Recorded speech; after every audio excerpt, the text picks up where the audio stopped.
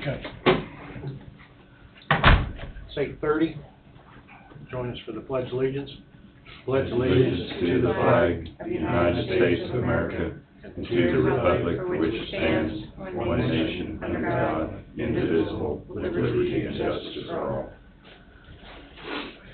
Now we'll go to the courtroom for Flight Scholarship Training Awards. Presentation. I think I better have my glasses, maybe. Just in case there's a test. Yeah. Good. Alright, back with from our Flight Scholarship. Next on the agenda is approve the minutes from April 17th, 2023. We need to wait for Mark? No? Okay. You can get it off the tape. Wait, if you look at paragraph 18 is where I added you on the computer, on the computer. tablet. Oh, okay, okay. I said, night recess the meeting at 12:38 for lunch until 1:45 for interviews. Thompson left the meeting. Okay, thank you. Also move on the minutes, Mr. Chairman. But you said I can still, Yeah.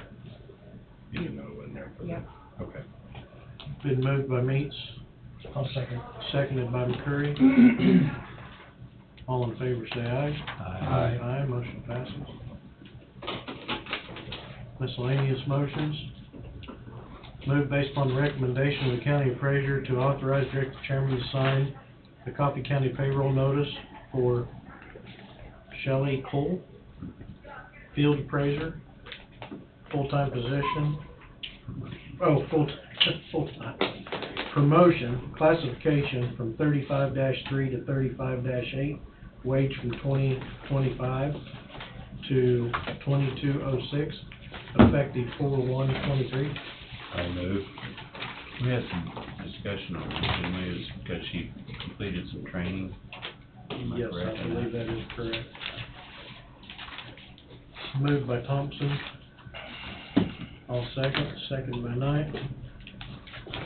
Any discussion? All in favor say aye. Aye. Motion passes.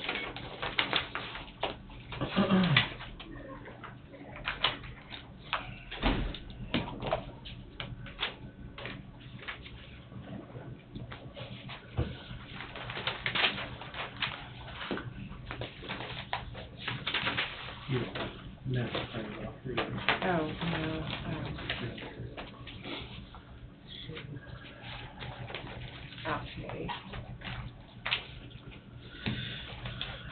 Okay.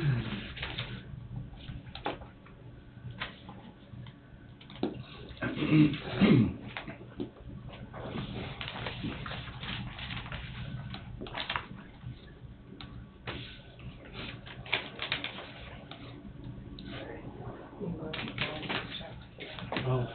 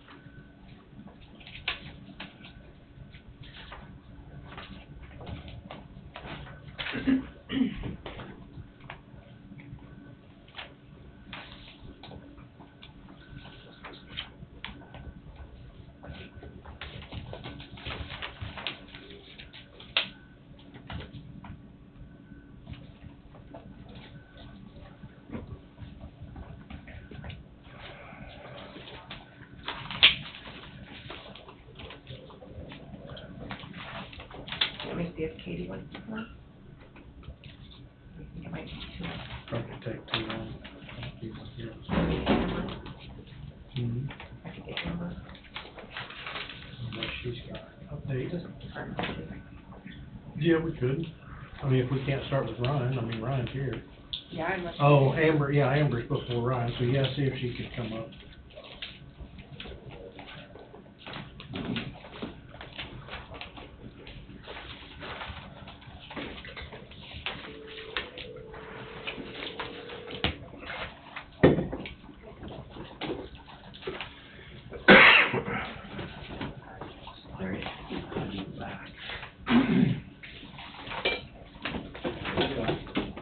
She's not coming.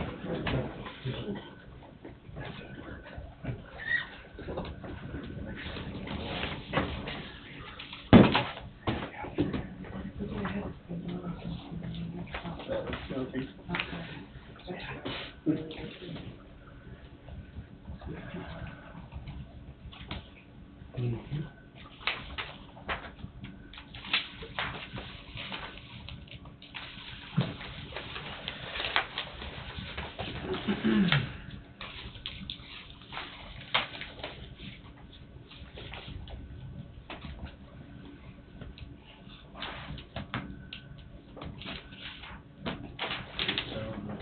Property. Mhm. Do you see me first? What? Yeah.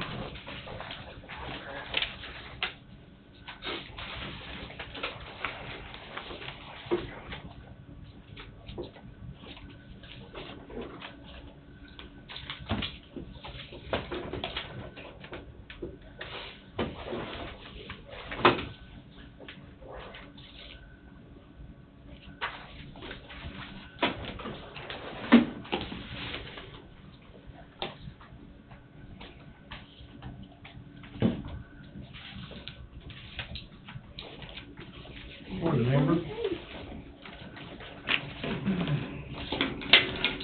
A little ahead of schedule this morning, That's or a good. lot ahead of schedule, I guess. That's good.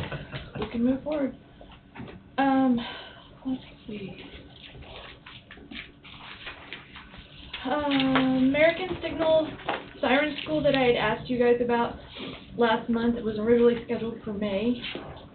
It got pushed back to June, so I just wanted to let you guys know. Let's see. In our office, we're working on the plans and procedures, getting ready for quarterly change-out of dosimetry. And we have our first official training and drill for Lyon County Reception Center since moving from Neosho Rapids to Hartford. So this will be the first training and exercise that we have there. Pretty excited about that. Once we do that, we'll get all of our county plans and procedures, evacuation routes, all of your procedures in your boxes and stuff, get all that changed to reflect that we're moving to Hartford for our reception center in Lyon County instead of Neosho Rapids. Where's that take place at in Hartsville? The high school. It'll be at the high school. Yeah. Last month, I asked you what you'd like to do for radio budgets. Martin has put some numbers together, and he can pass those out to you.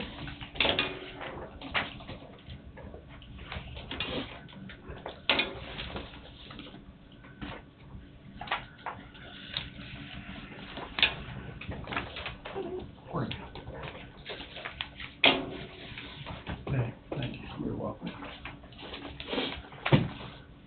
You're welcome.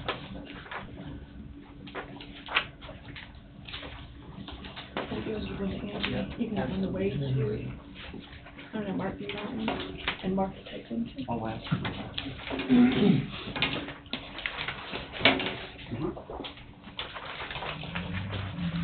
So this is kind of what we're looking at number-wise. The top section are the costs that we probably should have on hand at all times. Just things that if we're doing this radio stuff correctly, we need a couple of spares on hand. You know, people drop their radios quit working. We want to make sure that everybody has access to what they need, batteries, antennas, stuff like that. The next section below that is the contracts that Dawn and Dispatch pays for. Right now, I believe she just pays them out of the general fund, I think, is what she said.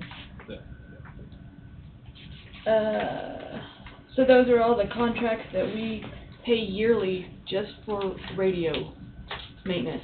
Some of it's kind of tied in with Dawn's Dispatch, and I believe that when former director left, all the maintenance contracts and service agreements just went over to Dawn because she kind of knew what was going on, and so she's been paying all those, and that's fine. They're getting paid, and she knows what's going on, but we also have access to all these contracts on a portal online too. So So on the front page top, where it says quantity keep on hand, yeah, quantity on hand, yeah. is this the whole county? The fire departments don't have any on hand? They have their own. So is it different? Is it different than what your radios would be, or the sheriff's office radios? Some or of the them highway are. department? Yeah, some of them are. Yeah. Some of them are different. Can we? But, so, what I'm looking at is, once we buy these departments their radios, then after that, the committee has said that they need to pay for their own replacements or equipment or accessories or anything. We bought them the radios, and then after that, you break it, you buy a new one. But in extreme emergencies, or for any kind of emergency, we need to have some on hand. Let's say we get a new officer and he needs a radio right away before we can get them shipped in. The ones that we ordered last December are still not here, so they're supposed to be here pretty soon. But if we have to wait for a radio, I'd like to have a couple on hand just for, switch outs and stuff. So, I mean, I'm not part of the radio committee, but could you not maybe reprogram a fire department radio? You could.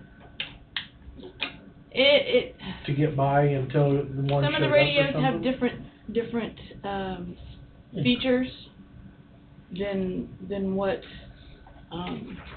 like the sheriff's office has. Well, I know they got the encrypted Yeah. and so on and so forth. Yeah, and you can't. You can't put that over onto a fire department. Some of them you radio? could. Right now you could not because they aren't AES capable, right? That's correct. Yeah. So you can and you can't. Okay. It'd be pretty tough, just like the fire department. Randall has, I think each station has extras supposedly. we do. Yeah. We do. Yeah. But the fire department has X amount of radios, and if we need supplies or batteries or antennas, Randall's always got it at the office. And so there is a difference between law and fire, Right. or would be between bridge and Yeah. law. Yeah. But each department has got their own extra parts and extra radios. As a normal rule, sometimes if and like Amber said, when you can run over God forbid you run over radio, but things happen when you're out in the field.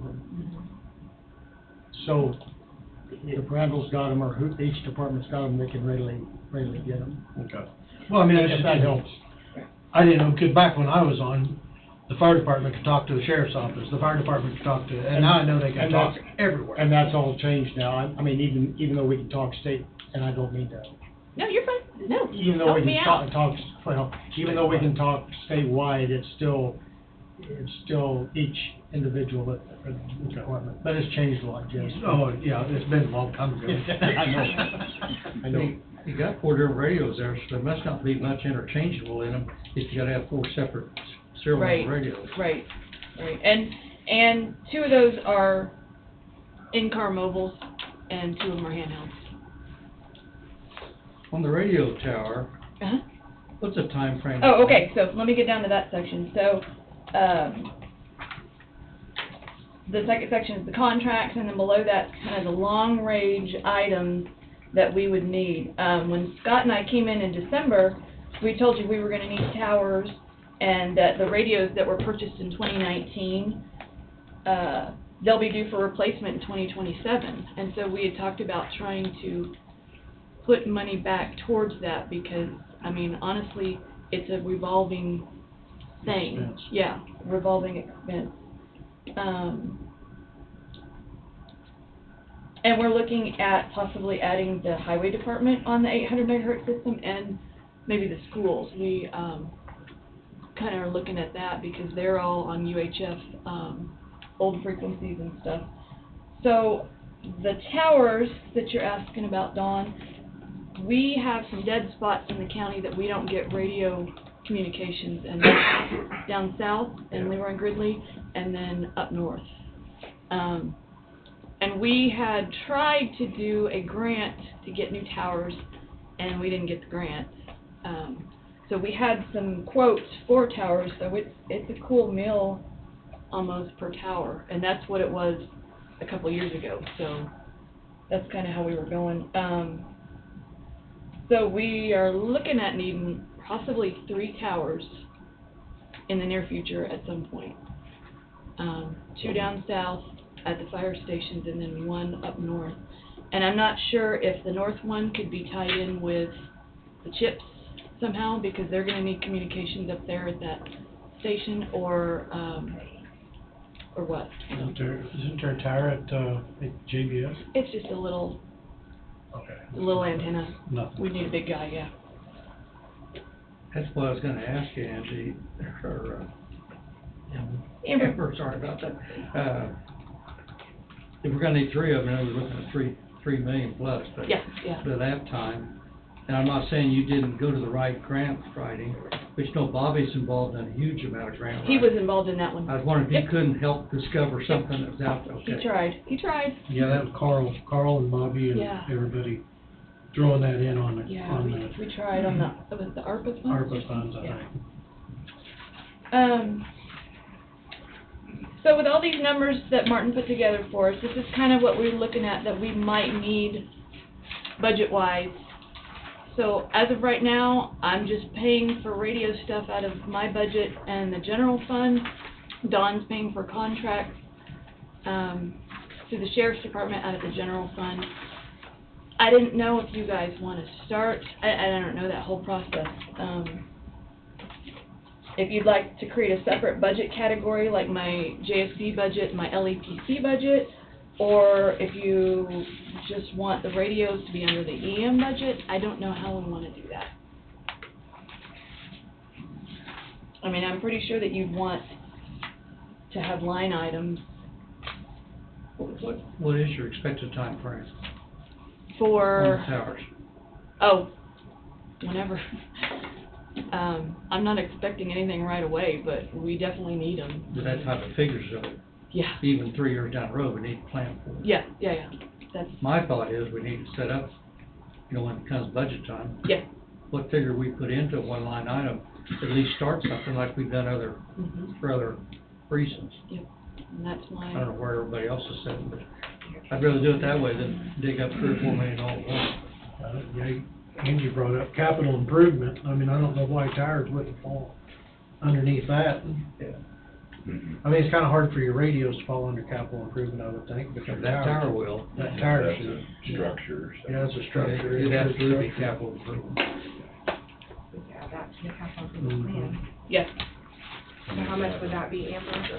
I'm gonna say 900,000 to $1 million per tower. And how many are you talking? Capital 3. improvement's got $8 million in it now. So you need 3 million roughly? Yeah.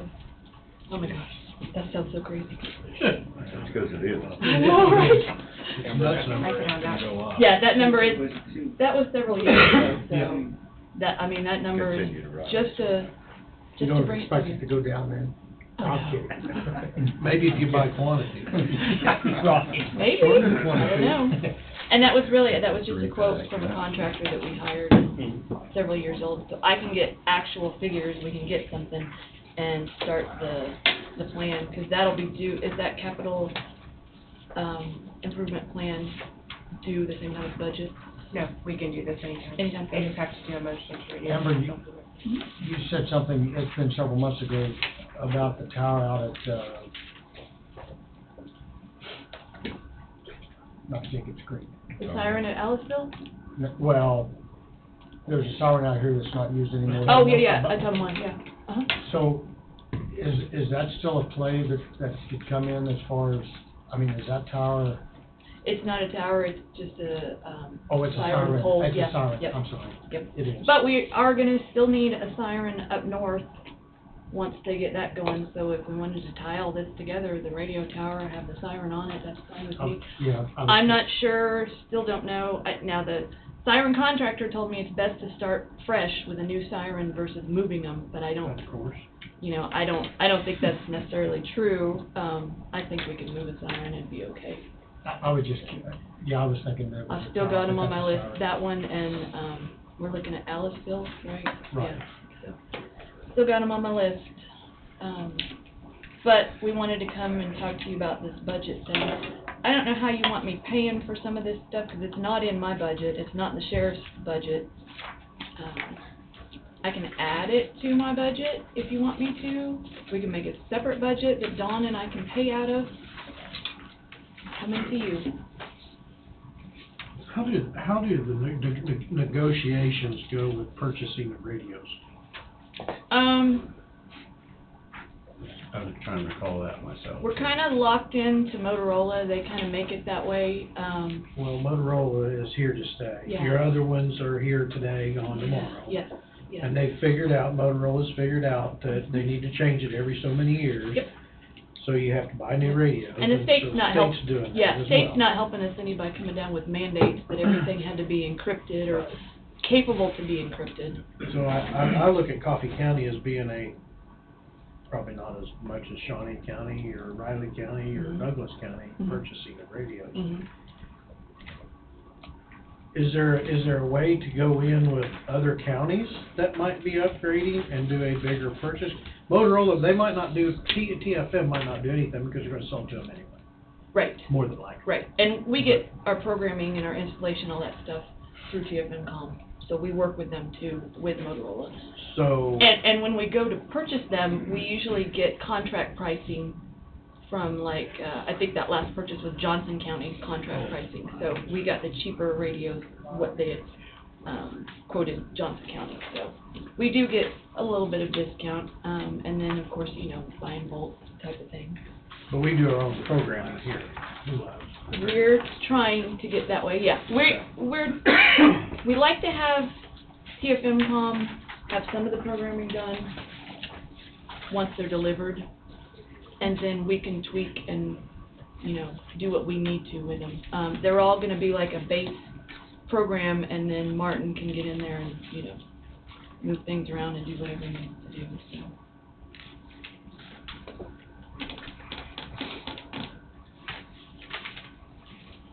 So it's, I mean, and it's negotiable up on the top. You know, the batteries is one thing. It's the radios are kind of expensive, and that's only, you know, 4 handheld, well, 8. We can pare that down. We can, you know, do whatever if those numbers are too much, but definitely need extra batteries, chargers, couple of handhelds, maybe a couple of mobiles for the just in case. I mean, sometimes things happen, and I don't want any responders stuck without a radio.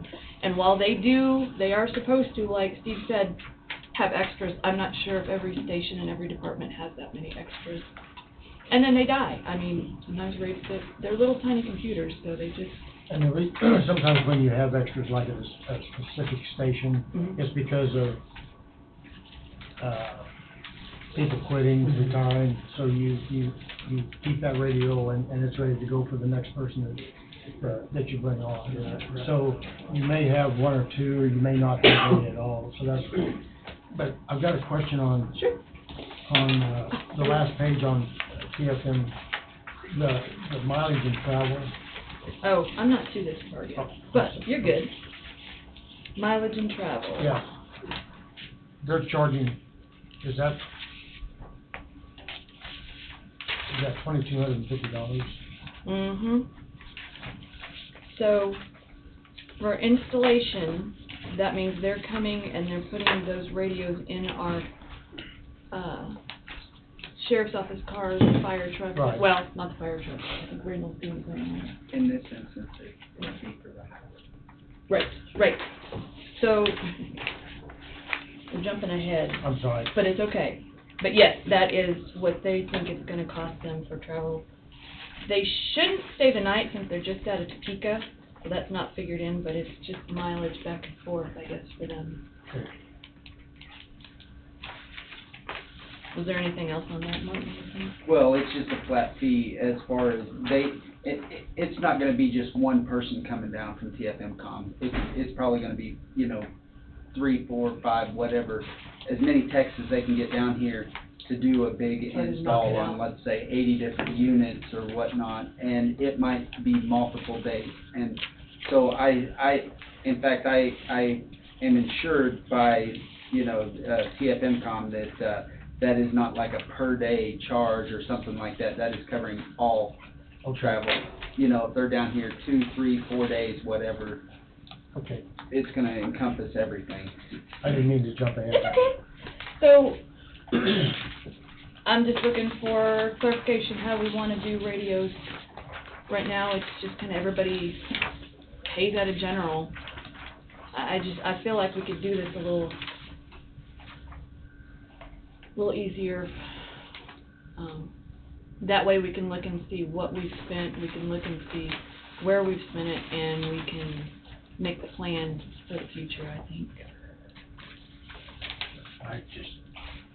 It blows my mind that they're gonna charge $35,840 to program the radios and install them when they're being purchased there. The good thing is, that's pretty much guaranteed. If something happens in installation, they will fix it, replace it. Whereas I feel like if Martin's putting them in, we're not guaranteed. You could burn up 10 radios and barely make that number. We're in the wrong business. It looks to me like, Amber, is there 3 different Okay, so let's, processes here? If okay. there are, that's $840. so, okay, let's move, so we'll table this budget thing. I need to know, you want it under me, you want it under someone else, you want it just, let's skip to number 3, which is the quotes that you're all looking at.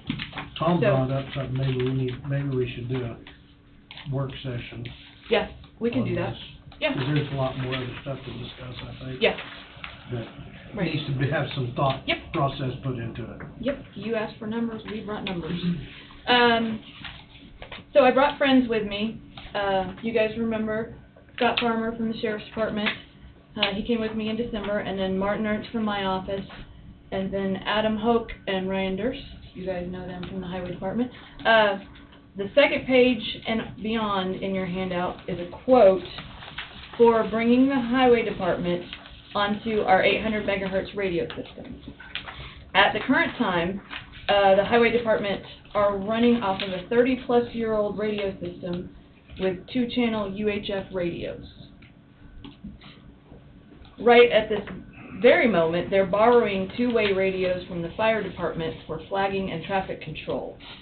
The Highway Department is a huge part of emergency response for Wolf Creek and for any emergency, really. Some of their Wolf Creek specific duties would include staffing the EOC, decontamination of emergency workers and vehicles, access control, notification of special needs residents, transportation assistance to special needs residents, roadblocks, secondary roadblocks, evacuation confirmation, and ICE control of all evacuation routes. So all of those positions, which are staffed by Highway Department personnel, need to be able to communicate with each other, the EOC, the shop, and dispatch. And as of right now, they cannot. They can't talk to dispatch, they can't talk to the EOC. They can talk to each other, limited, but if we had something go down and we really needed to talk to those people that were out putting up roadblocks, or they were out doing access control or something, we currently can't do that right now. Plus, their radios that they're using are over 30 years old. I think that you guys said that the cabling and the antennas are gonna need to be replaced very soon. So getting them handheld and mobile radios in their trucks, it's gonna allow them to communicate with all the entities that I talked about previously. And it would allow them the ability to also have GPS capabilities to track trucks and equipment. For an accountability and safety standpoint, this is really extremely important. The way Adam put it is, you know, sometimes guys get out of their trucks, pull over on the side of the road, talk to somebody, stretch their legs, whatever. It's, you know, kind of scary not to know where they are and what's going on. Plus, you know, people are always complaining, they didn't blade my road. Well, we can look on a computer screen and see that they did blade your road. Or they went down the road. Or they went down the road, yes. Yeah, we don't know Or if was they it put the a blade close down, proximity we on the just know road? they went there, yeah. So, if we get the highway department on the radio system, the 800 megahertz radio system, they can use the sheriff's Spillman server, and they can actually see on the screen where the trucks have been and where their personnel are located. Right now they can't do that. Their radios are too old to do something like that. This is a feature that Lyon County Highway Department utilizes, but they also use a separate program that costs quite a bit of money. So by us getting on the sheriff's server, it's going to save us a ton of money. And newer radios would allow them to have the newer Wi-Fi programming, which is what we're moving towards. So basically we've set up a network for this next batch of radios that the fire department and EMS is getting. Everybody's going to be able to go to their station, and Martin and Brad will have a network set up, a little hidden network. When you show up at the station, it will automatically push out updates to your radio. So there's no coming in and Martin having to touch 120 radios and hook them up to a computer. The updates will just go out. So that's the way everybody's going, and that's the way we're trying to move towards by getting all these new radios. So that would help them. These new radios would allow for that Wi-Fi programming and GPS, and that's all in line with the Phase 1, which is what we ordered in December. So we're coming to you now because we're going to have to do something eventually. Their radio system's getting old. I want to work them into the process. We want to get them on board with us, and we saw this as a perfect time to do it. So we can either get them on board now or start saving our pennies. However you guys want to go forward with this.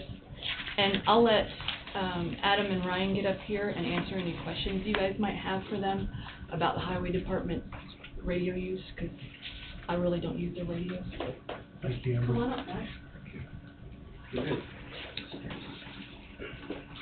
We're here for you. Mental support. Yeah. Good morning. Good morning. So what are you looking at doing for the highway department? Trucks, pickups, trucks, road graders? So I went through all of our equipment and trucks and everything that has a radio, and the rough number I come up with was right around 80. Now there is some equipment that we won't put mobile radios in, that we will carry handhelds in them if we need them. And other than that, it's like Amber said, it's getting up to the 23rd or 21st century here to get out of the 1980s, because right now we have no communication with dispatch or EOC or Wolf Creek or the state during, if we were to ever have an issue with Wolf Creek with our obligations to them. So where would your handhelds go to? Would they go to like your supervisors of each department? So the handhelds would be stored at the shop, and then what Scott and the radio committee has discussed is having 4 talk around channels for, so that way if we had 4 crews out working on separate projects, they could each have their own talk around channel instead of cluttering up one channel with 4 separate crews. They would be dispersed, you know, various situations each day. Other than that, they would be stored at the shop. So nobody would carry a handheld every day, all day long, No, so on and so forth. no, just particular situations. But your trucks, your pickups, and your big trucks, what about your blade? What about your blade operators for communicating? Blade will have mobiles in them. They'll have the mobiles. the, not the handheld. The fixed radio, Okay. yes. So that the blade operators and the drivers can talk back and forth. Yeah, to each because other. they talk to each other every day, calling Rob. So like, when you talk about this talk around, I don't know how your systems work. We had handheld radios years ago. I mean, is that like on a, where you're not going through a repeater Yeah. or something then if Yeah, you're doing it's the just talk a- around? 2 mile. Couple mile 2 mile range radius. or, I mean, You want it me just to kind of answer that varies with the question? terrain. I was gonna say, it'll be more like 3 or 4 miles on a top of it. On a perfect Yeah. location, it'll be a little bit further, but, Okay. you know, you get in the hills and you might not be able to talk a mile apart, just kind of So depends. would that, so those people would still be, the main radio system could still reach them then? It's just they're just communicating amongst themselves without The going main through the radio repeater. system would be able to reach them if those handhelds were on scan, running on scan. They would pick up Okay. anything, but their traffic would be just between themselves or between that crew. Okay. Thank you. That's what And it's I thought a possibly. bigger safety thing for me as far as flagging. That's my biggest thing is everybody goes home safe. Sure. We provide, you know, a controlled construction zone for the public. And, I mean, the accountability thing with GPS is something Ryan and I have talked about. You know, snow and ice storms, you got guys out in trucks by themselves. They get out periodically to check their loads and check their truck. And right now, we radio in to a dispatch at the shop, they let them know where they're at and they're getting out, and then let them know again when they get back in. But if they aren't able to get back in, you know, and I've been areas of the county where I have no cell phone services, if something was to happen Right, and they don't radio back in, we'd know where they were at. right. Very good. In radio number 65, looks like is the one that they're proposing for the road and bridge. To the single units, $53.68, $5,658. On the quote, they've got 18 different line items, so it takes those many to make up that radio. Yes, that's where the extra, And it looks like it adds up to about that 50. yeah, the sale price on the 53 individual It looks like it radios. adds up just roughly 50. Yeah. I wonder why they just don't quote a one-line item instead of It's detailing out because- 18 lines. Because we add or take off what we don't want or what we don't need. I know as far three as- of them are three of them are zeros. Yeah, Those are the one line item that you took off, correct? yes, Specifically build what you want. yeah.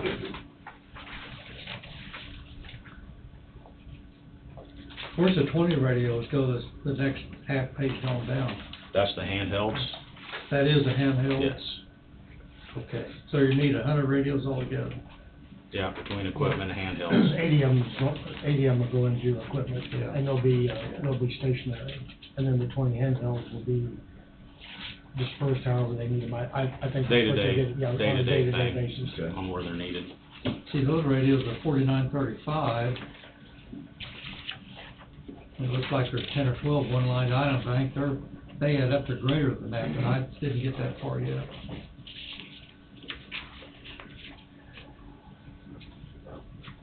That may be, that's probably about where it is, so. Well, I could certainly understand the safety part of it. To me, it would add a lot more safety to the whole road and bridge, and you can't put a value on it. Nope. If you got the funds to do it, you can't put a value. Right.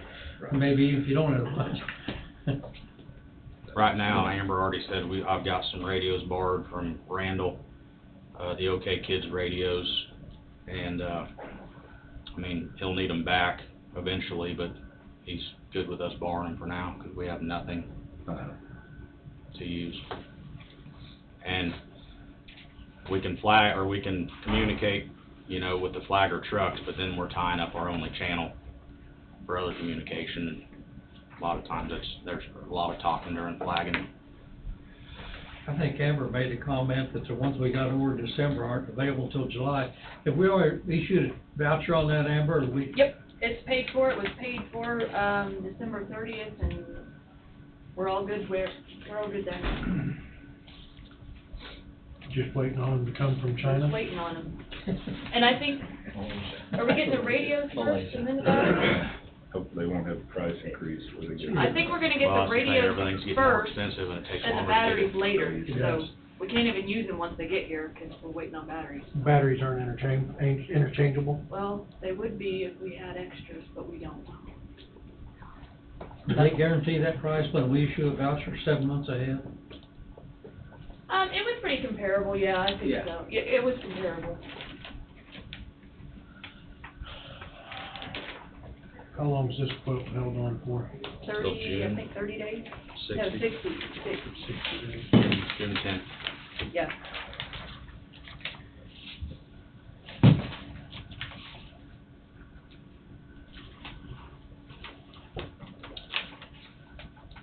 Anything else for me, gentlemen? I think we need to have a Work session? work session, really. I mean, 'cause there's a lot of dollars to figure out where it's gonna come from. Yep. How to either disperse it into the department or put it all under one. Yep. Gosh, I'm assuming that these radios are covered under insurance, are they not? Yes, Absolutely. yes, they are. Okay. I know your consoles probably would be, but I didn't know if you actually fixed items in a vehicle.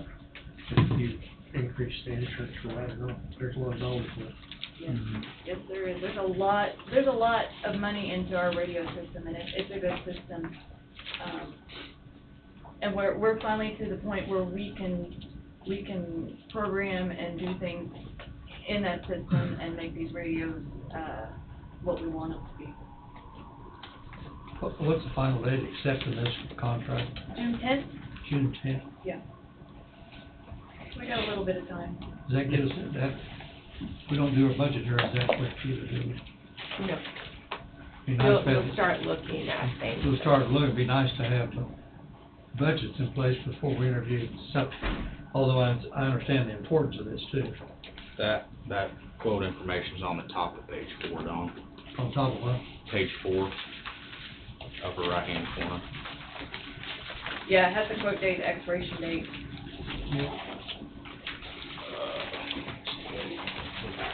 That's page 4.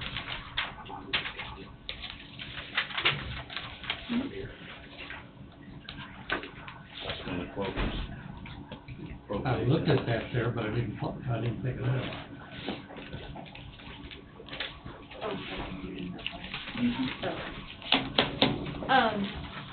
Scott just reminded me of something too. You guys were asking about that TFM comm bill. So, on the mobile in-car radios, Second page, is that what you're looking at? no, last page. I think it's the last page.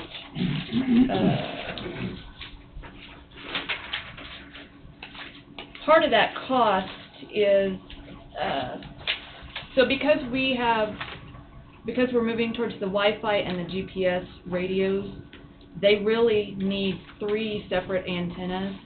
And if you go with what comes with the radios from Motorola, from the factory, it has 3 different antennas, which means 3 different holes in every fire truck and every sheriff's car.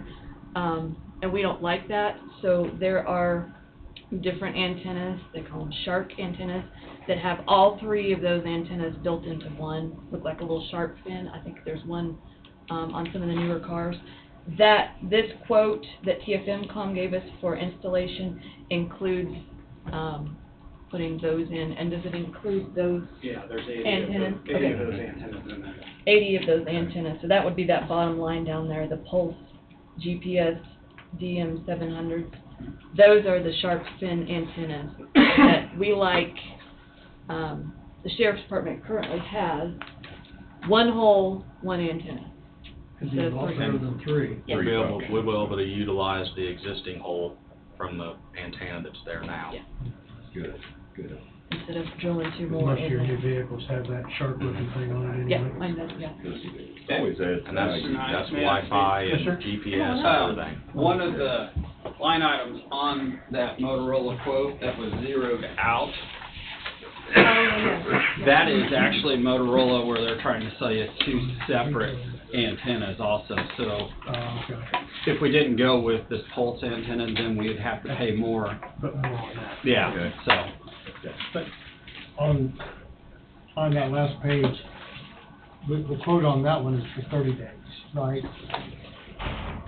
I think so. Yes, what Yes. it says. Yeah. Okay. Oh, yeah, yeah.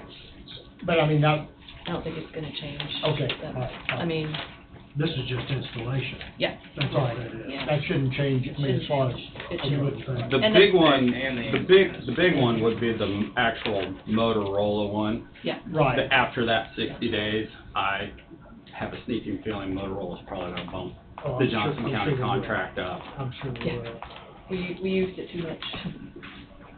Also on that last page of the Motorola quote, you'll see that, Martin had crossed out something. So, for the highway department, they're not going to need a charger for every handheld. We're gonna get them bank chargers, which is a bank where the radios just sit in it. We're gonna get them, some bank chargers to put those in, and so really they only needed 2 chargers for the handhelds instead of 20, because we're ordering 20 handheld radios, but not every one of those needs a charger. So that's why that second to last item went from 20 to 2, and then Martin reflected that in that price and that ending price. What's the bank cost?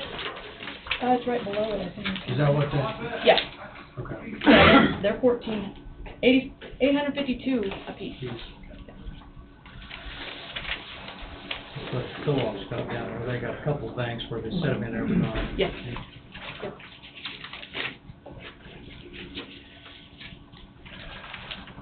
So what should we look at as a work session? Well, the 8th of May is, Flint Hill.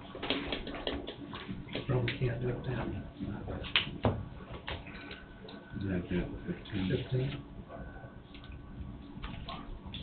For the work session? I'll be gone this Monday. We'll have to do it May 18th. That would surely be soon enough. May 15th. May 15. Did I say 18th? Yeah, you said yeah. I did say 18th. 15th is what I meant. 15th work for everybody? Ron and I will be at our spring conference in Manhattan, Monday through Wednesday. I think we can, I think we got you. Be here. Yeah, I think we Well, got it's you. okay. I think we can. I mean, we could do it the 22nd too. Yeah, either one. Either one. 22nd better for you guys? We just wanna make sure a question come up, somebody might come up with that only you could answer. It might be better. But I don't have. How about you, Scott, did that for 22nd? 15th and 22nd, I'm free. The 8th, that's the only thing I got anything going on. 22nd's fine. Good. Let's do 22nd 22nd. it is. Soon enough, you Yeah. think? Yeah, 22nd, let's do it. Because you got 60 days on the Yeah, units and then assuming installation. right. And we really just need to get them a purchase order sent to reserve, to reserve that, and then, you know. You want to set what, 1 o'clock? Yep. Sure. Okay. That's fine. That works. 1 o'clock, May 22nd. I'm correct on the 8th being Flint Hills, am I not? Yes, correct. I gotta be in Garnett at 5 o'clock that day, we'll sure be done with it. Yeah. Hopefully. Oh gosh, I hope so. There's been some days I've wondered. Okay, so I brought a lot to 1 you, o'clock on the but 22nd. Any other questions? Anything you want me to come back to that work session with? Timeframe, an estimate maybe of necessity for the towers, of a timeframe? I mean, do you have one of those, or you just know it's unneeded and this, we would be getting by without it, but yet it would be needed? And Is that- Scott can kind of address those areas when you get there and there's no, radio signal. I mean, it's something that we've needed, it's something that we want, but sooner rather than later, but. Well, again, we can discuss that on at the work session. I don't have a time So we frame. can stay on Right. somewhat scheduled here. Yes. Scott, Amber, are you guys seeing this kind of, the dead spots kind of changing with this 800 megahertz radio system? Yes. I mean, that's what I see, the bigger, powerful radios are, you're not finding the dead spots So as bad as you used to. So most of our dead spots are from our handheld radios, which as things have evolved with the FCC, I don't know, you guys remember the old bag phones? Those phones were throwing out a 5-watt repeater. Your current cell phone is now like a quarter of a watt. Same thing with our radios. There's the more newer ones are just pushing out less stuff. The 800 frequency is a lot different than the old low band. As towards its shape, and so it doesn't penetrate as good.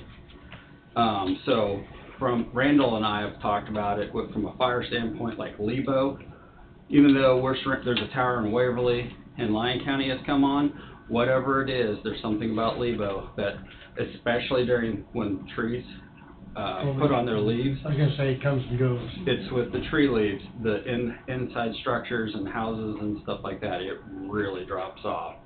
And then Gridley and Leroy, it's a topographical issue.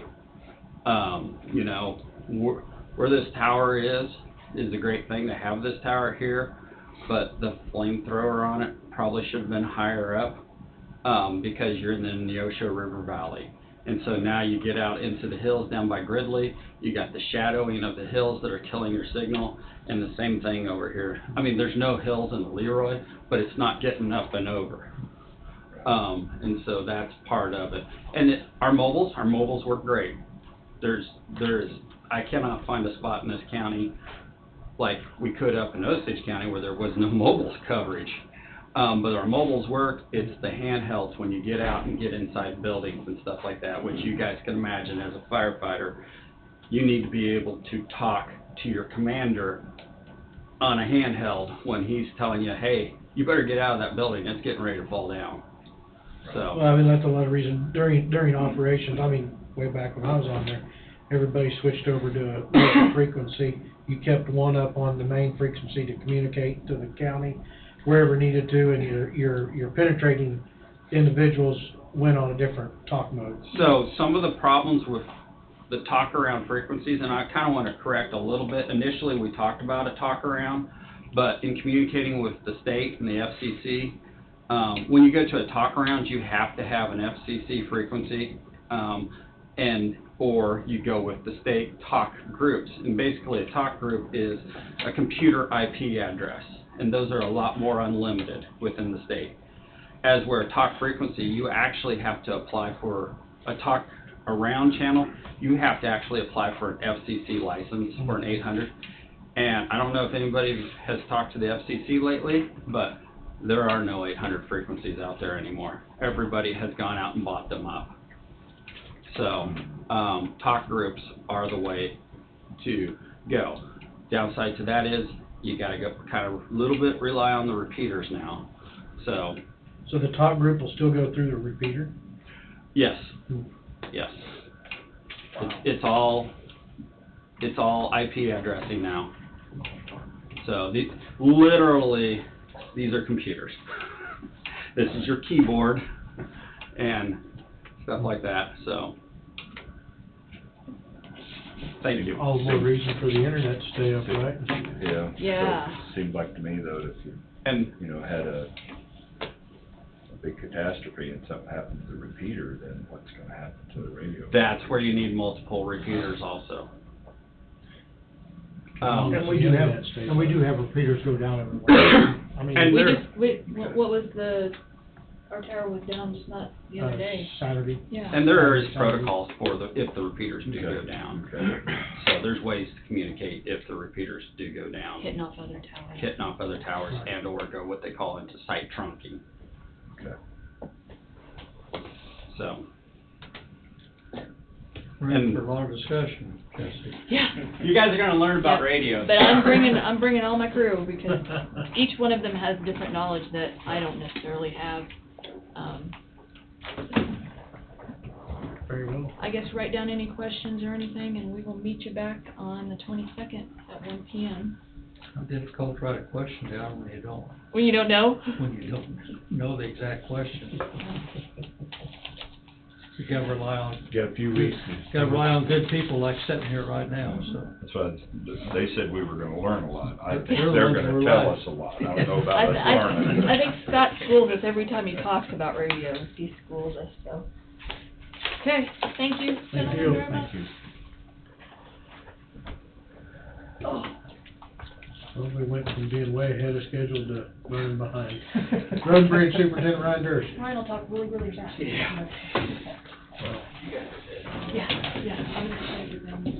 Why'd you do that? Not very nice. How you doing, Ryan? Good, how are you guys?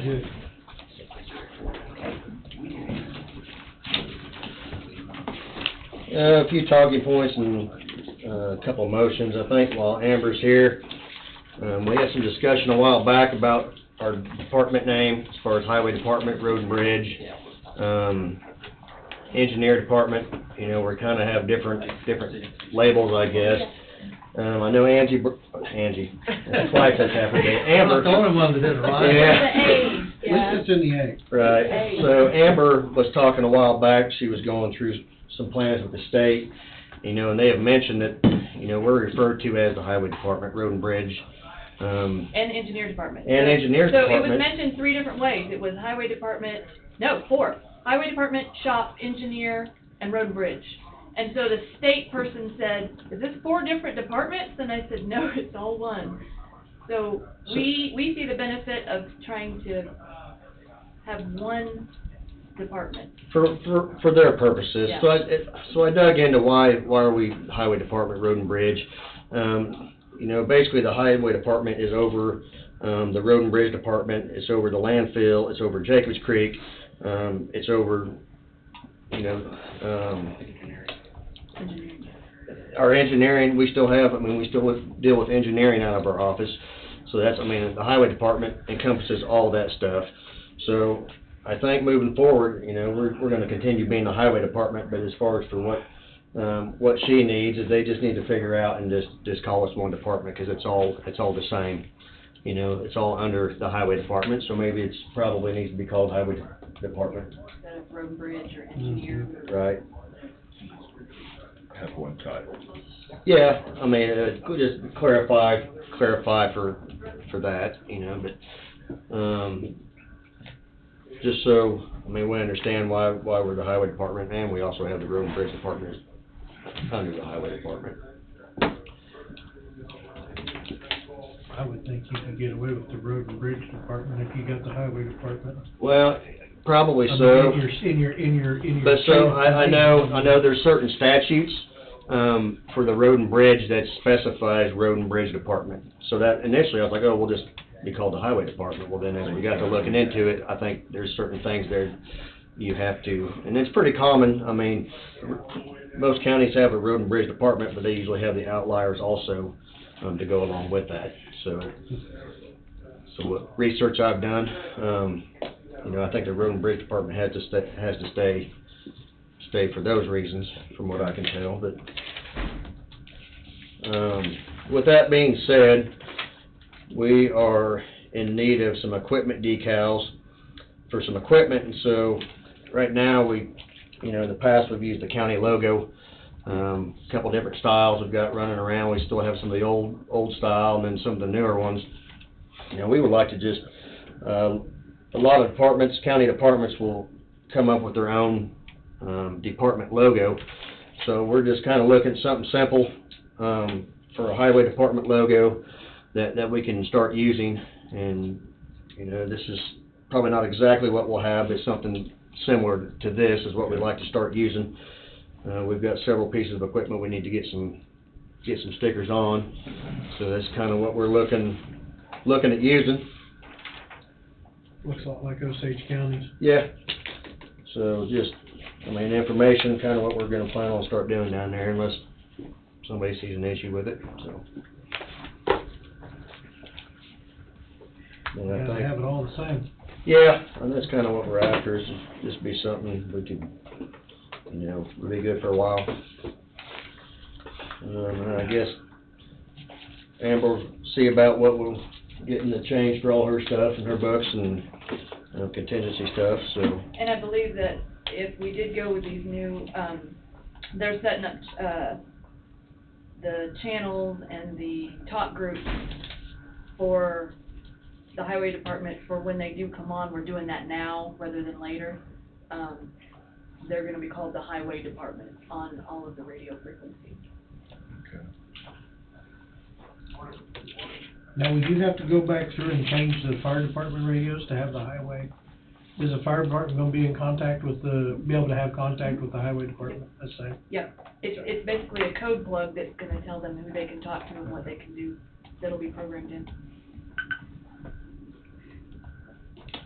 Alright, well, I think I'm ready to tie into the motions. We have gotten 2 contracts back for the asphalt projects, waiting on, the rest of them I think will possibly have up here Friday. I think you guys are signing, so, but these are the 2 that we got in Friday. Those are the ones we took action on last week, or 2 weeks ago. Yes. Okay. Yep. Motion 2023-25. Move to authorize direct chairman to sign contract documents with Kilo Construction for hot mix pavement, 12th Road to Native Road to Oxford Road, and Native Road to 12th Road to 12.5, project number A2301-C. So moved. Second. Moved by Hugoton, seconded by McCurry. Any discussion? All in favor say aye. Aye. Motion passes. Next is the parking lot. Motion 2023-27. Move to authorize director chairman to sign contract documents with Kilo Construction for hot mix pavement on county shop parking lot and salt shed floor, project number A2303-C. I'll move. I'll second. Moved by Knight, seconded by Meeks. Any discussion? All in favor say aye. Aye. Motion passes. Alright, thank you. Have landfill summaries from pre-dump week. So they took in roughly 130 tons of solid waste and 34 tons of construction debris, 10 tons of metal, a little over 3 tons of tree limbs, and 9 appliances that week. I know we discussed some tipping fees. I didn't know when you guys would like to have some more discussion. I can bring some more information back. We just kind of need to decide. We talked about out-of-county fees and changing something there. So I think we just need to kind of have something in mind and have a resolution. I can bring a resolution back on whatever we decide those changes need to be. And probably I would suggest doing like a 30-day notification on what the rate changes would be, or however you guys think would be best to proceed with that. Have you made as many calls to other counties that you was wanting to have done? Yeah, I So mean, you'd have that's, a good broad picture of yeah, what's going on? there's probably still a few I could get, but that's, you know, we've got quite a few there. I think I'm satisfied with the information that I've done so far.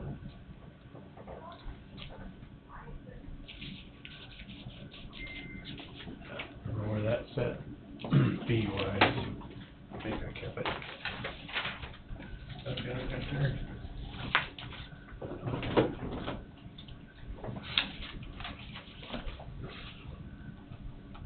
I think to prevent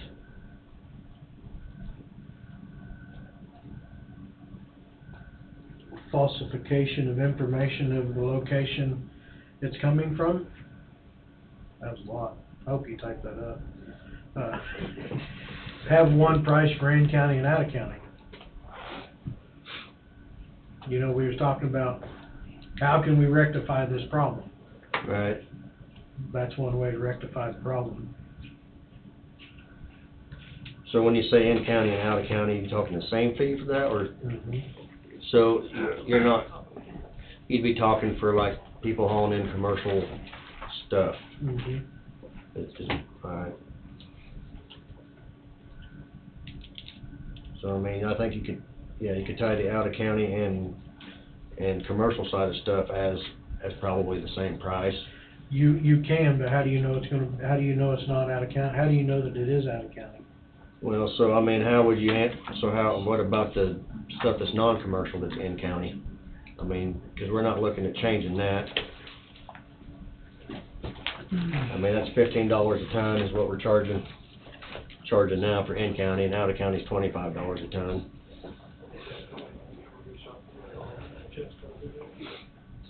How many in-county people bring stuff in at roll-offs per individual? No, probably not. I don't know, probably not many that I would imagine, but. I think that's where Jesse's main concern is in the commercial. Yeah, the commercial, not the other stuff Not that's in Joe's county. mowing. Okay, no, that makes Right. sense. Not That makes Joe's sense. mowing, So it's it would be pickup. commercial and out of county would be treated as the same. Same. Yes. That's what I think. We've gotta try to figure out how to Yeah. get that done. Yeah, well, I mean, I think it shows that we're underpriced on our out of county. You know, we're $25 a ton. You know, the other counties, I mean, they have transfer stations, but they're anywhere from $40 to $58 a ton. Allen County, the other subtitle D landfill, they're $130 a ton. So, I mean, we definitely need to look at tweaking that price. You know, I don't know if we just wanna look at $10 a ton, or, you know, for now, and reevaluate it in, a year, or if you guys just wanna make something more, I mean, but. I'd rather increase it once, Mhm. and rather than doing it You every got 6 an months or every expense year. of sending all your mailers out and everything too. Yeah, well, a lot of that's gonna be probably word of mouth as they're, you know, at the window, as they're bringing stuff in for the next month, we'll have something posted and, you know, have those conversations with people hauling stuff in, but, yeah, there'll be some calls and stuff, so. I'm thinking, we're $25 a ton right now, I'm thinking 50's not gonna be anywhere out of line. And it's No, I don't doubling, either. it's doubling what we're doing. I don't think that's out of line. I don't either. And still considerably under some other counties. Exactly, it's, it's How much you say, $25 Allen County under was, Ryan? to peak. Hundred. It's 130. 130 Yeah. for out of county. They don't want it. They don't want it. They don't want it. Yeah, Your closest county's $130 a ton, so well, it's clear that they don't want. right. I think that's enough information now. I can work on that resolution, getting that changed, and then we can have a little more discussion at that time, if that works for you guys. Yeah. And it would refer to out of county as well as commercial, not, Right. but is that, so like what is it, Republic Trash Service picks up around Yeah, see, town? that's it. I mean, Would you have to, you're gonna have to define commercial, because that could be anybody with a pickup, I mean, that has a business, I think would probably potentially be classified as commercial. I mean, or anybody that hauls stuff in on a dump truck, or roll off, or, I guess what I just happen to think about, I could see. trash service, yeah, I mean, Trash that's service the, guy having to that's the raise problem, I his mean, that's the concern with having a commercial line, is that's gonna have to be defined, and that's gonna, I mean, Well, I mean, like Steve's Trash Service, or Ham, or whoever picks up the trash for Burlington, or the towns. Waste management. Waste Management, I mean, that's one company. You know that they are in county picking up trash. But that would be your commercial pickup, yeah, not your roll-offs. right. Would we be open Of course, Waste Management has roll-offs. They do as well. I'm just kidding. But that would be considered commercial, as far as I'm concerned. You know, then they're gonna pass that But then they're gonna pass that on to to me, The individual. Yeah. to you, The individual. whoever. That is correct. More discussion maybe, huh? Yeah, I mean, there definitely needs to be more discussion on the commercial side of it. You know, the out-of-county figure, that's pretty simple. I think it's clear that definitely needs to be changed, needs to be up some. You know, how you wanna tie the commercial side into it. I mean, yeah, I think we definitely need to have some discussion on, you know, and it definitely needs to be defined. 'Cause if you leave that gray area on what's gonna be classified as commercial, it's gonna create a lot of problems. We Moving gotta forward, eliminate so. those potential problems out there if we can. Right. And that be as clearly identified as we can make it. In the end, it probably won't be perfect.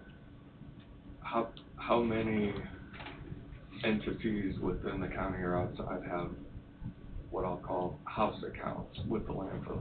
I don't know. I mean, several. So if, let's say, Waste Management, who had a contract with the city of Burlington or somewhere else, had a house account, and they had a contract that tied to that house account, is that just a way to Possibly. keep track of it? So that Possibly. anybody who's doing commercial work and dumping at the landfill, it ties back to a contract. Now you're gonna have, I mean, Steve's Trash Service. well, situations where somebody's coming in for a one-time situation where then you have, like, I don't know what that would look like. Number two, Ryan, I know when I've taken things out to the landfill, I get a pink slip, and on the bottom of the pink slip, it says, the bottom left-hand corner, Coven, I think is what it says. Is that something that's gonna be changed or modified? Probably needs looked at. The people are not signing their skill ticket. It's just code Right. on there. So a signature is not required by the driver. No, not required by the scale house from the driver. So to help hold people more accountable who are bringing things in from outside that are saying they did something within the county, that may be a way to deal with that. I think that can definitely look at being tweaked. I mean, even if it's,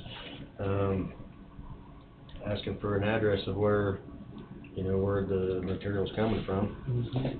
and a signature, I think.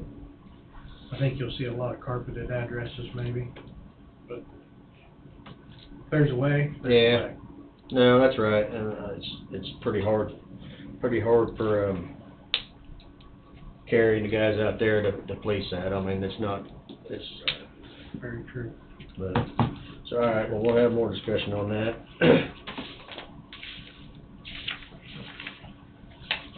KDOT project updates, I know he was asking, so, Highway 58, there is a project down there, actually getting ready to start in a couple of weeks, and it's a recycle in place, and then a chip seal, and that goes from Highway 99 to Leroy.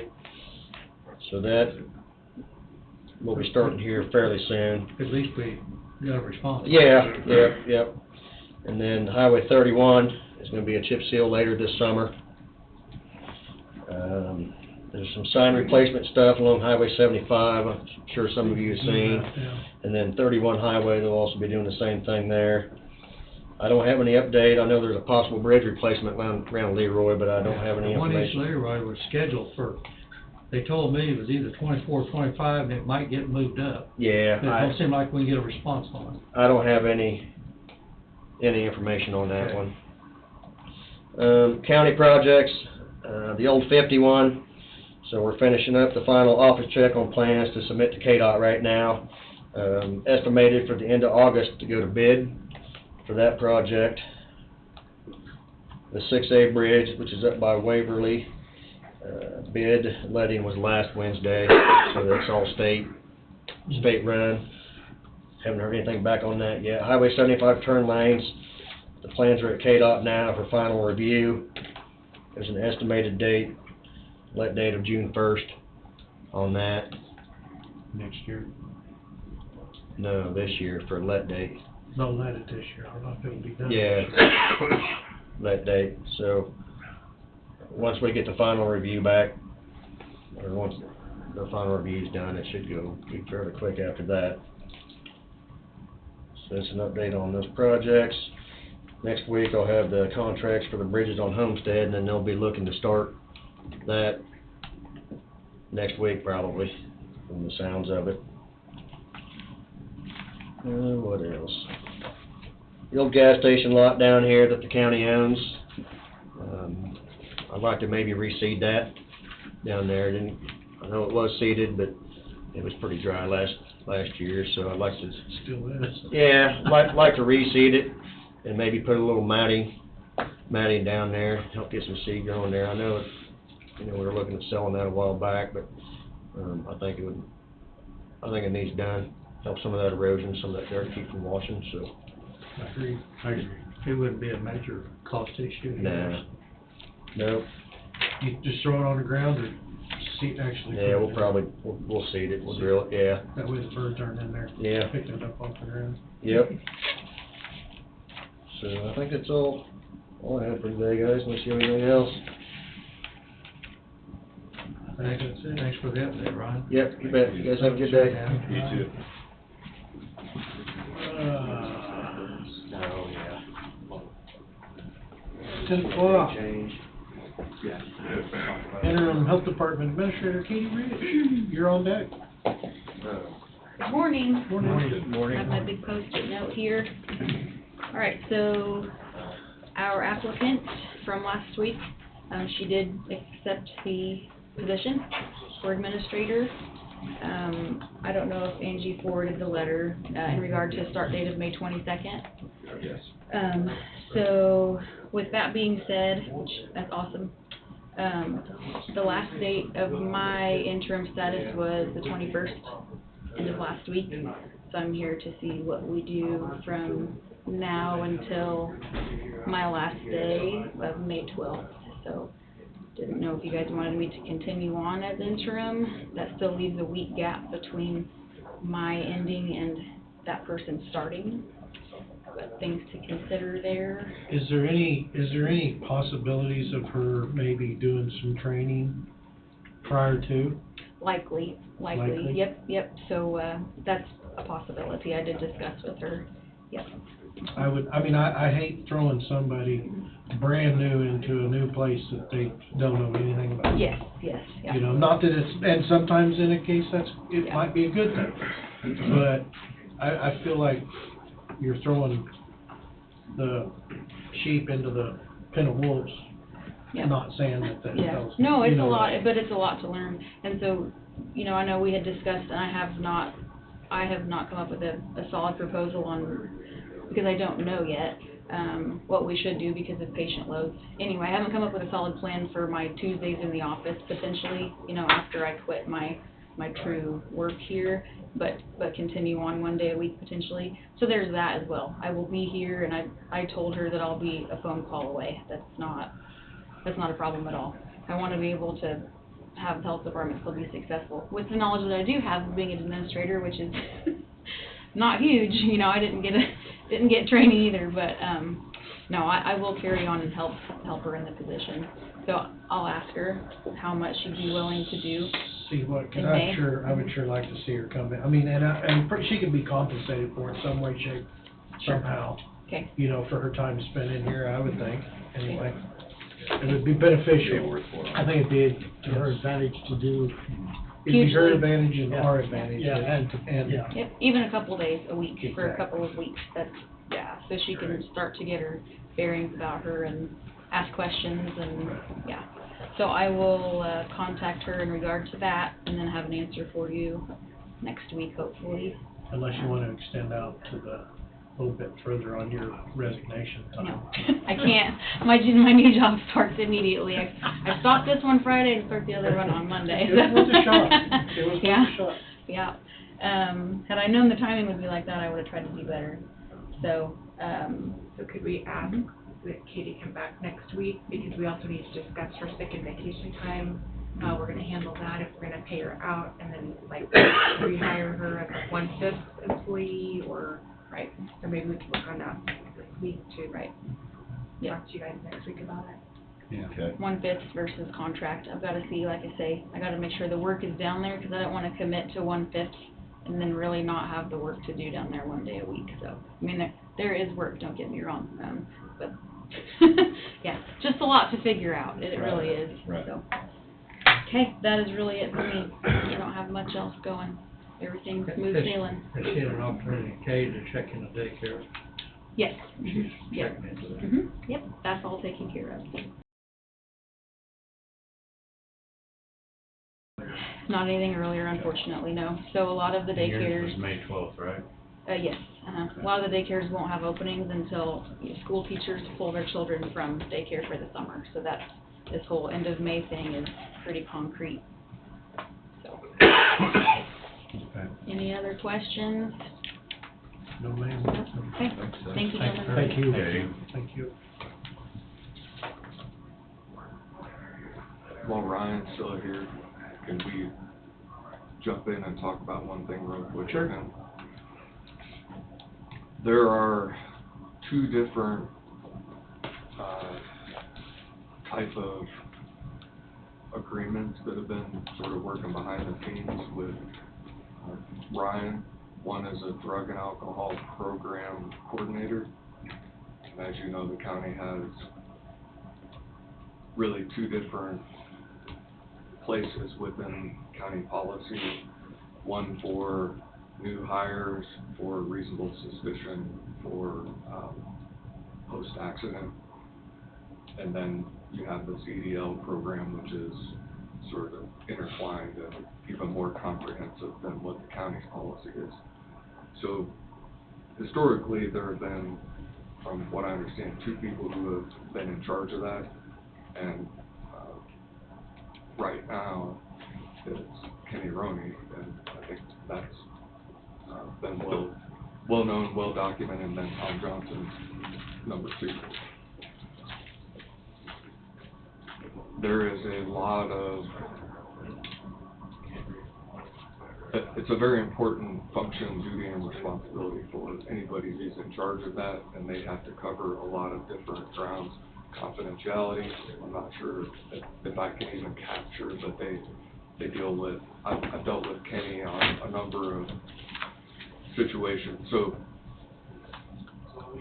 to present to you is the idea of whoever is in that role, whether it be Kenny Roney or somebody else, that because it's in addition to and on top of regular duties and responsibilities, right? It's not part of his job. Correct, it's not part of the job description. That he or anybody else who's in that role, be entitled to a stipend. And it's not an employment contract, it's a stipend agreement that basically says for doing this role for the county, you have X amount. So I'm not sure if that's anything that everybody is willing to entertain, but those of you who are on the CDL side probably know how important it is that be done, that testing be maintained on a regular and ongoing basis so that there are no issues. I think if it's not done and you don't have somebody who's competent in that role, then Well, just to expand on the CDL side of it, I mean, it's regulated now. I mean, we have certain things that we have to do.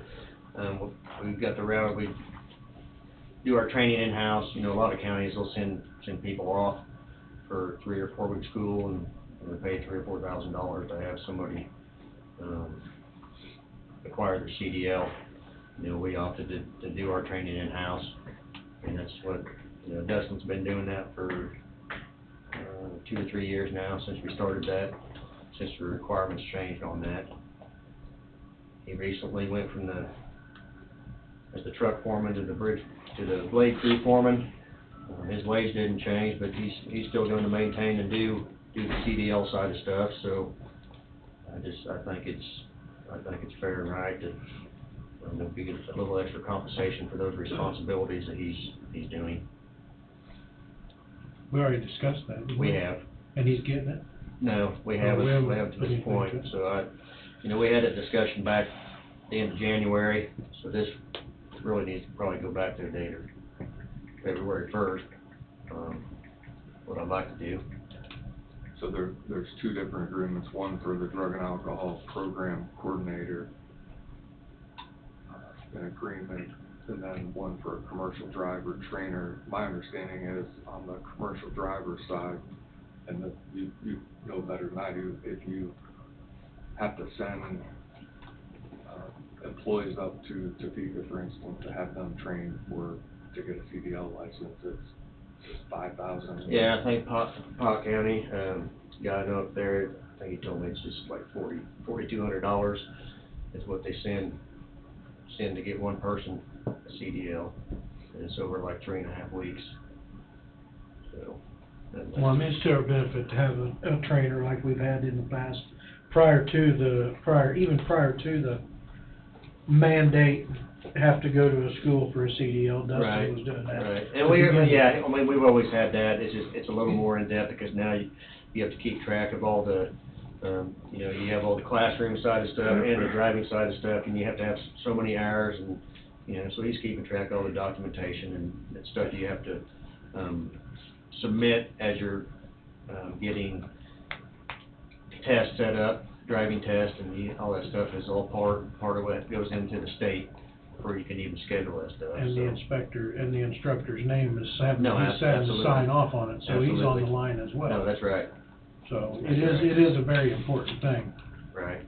As far as the drug screen stuff goes, I mean, About how long does it take to get a driver through the It program?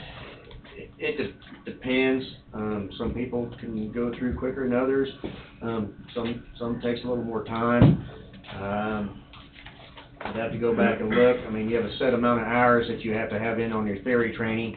And then the driving training is kind of the same way.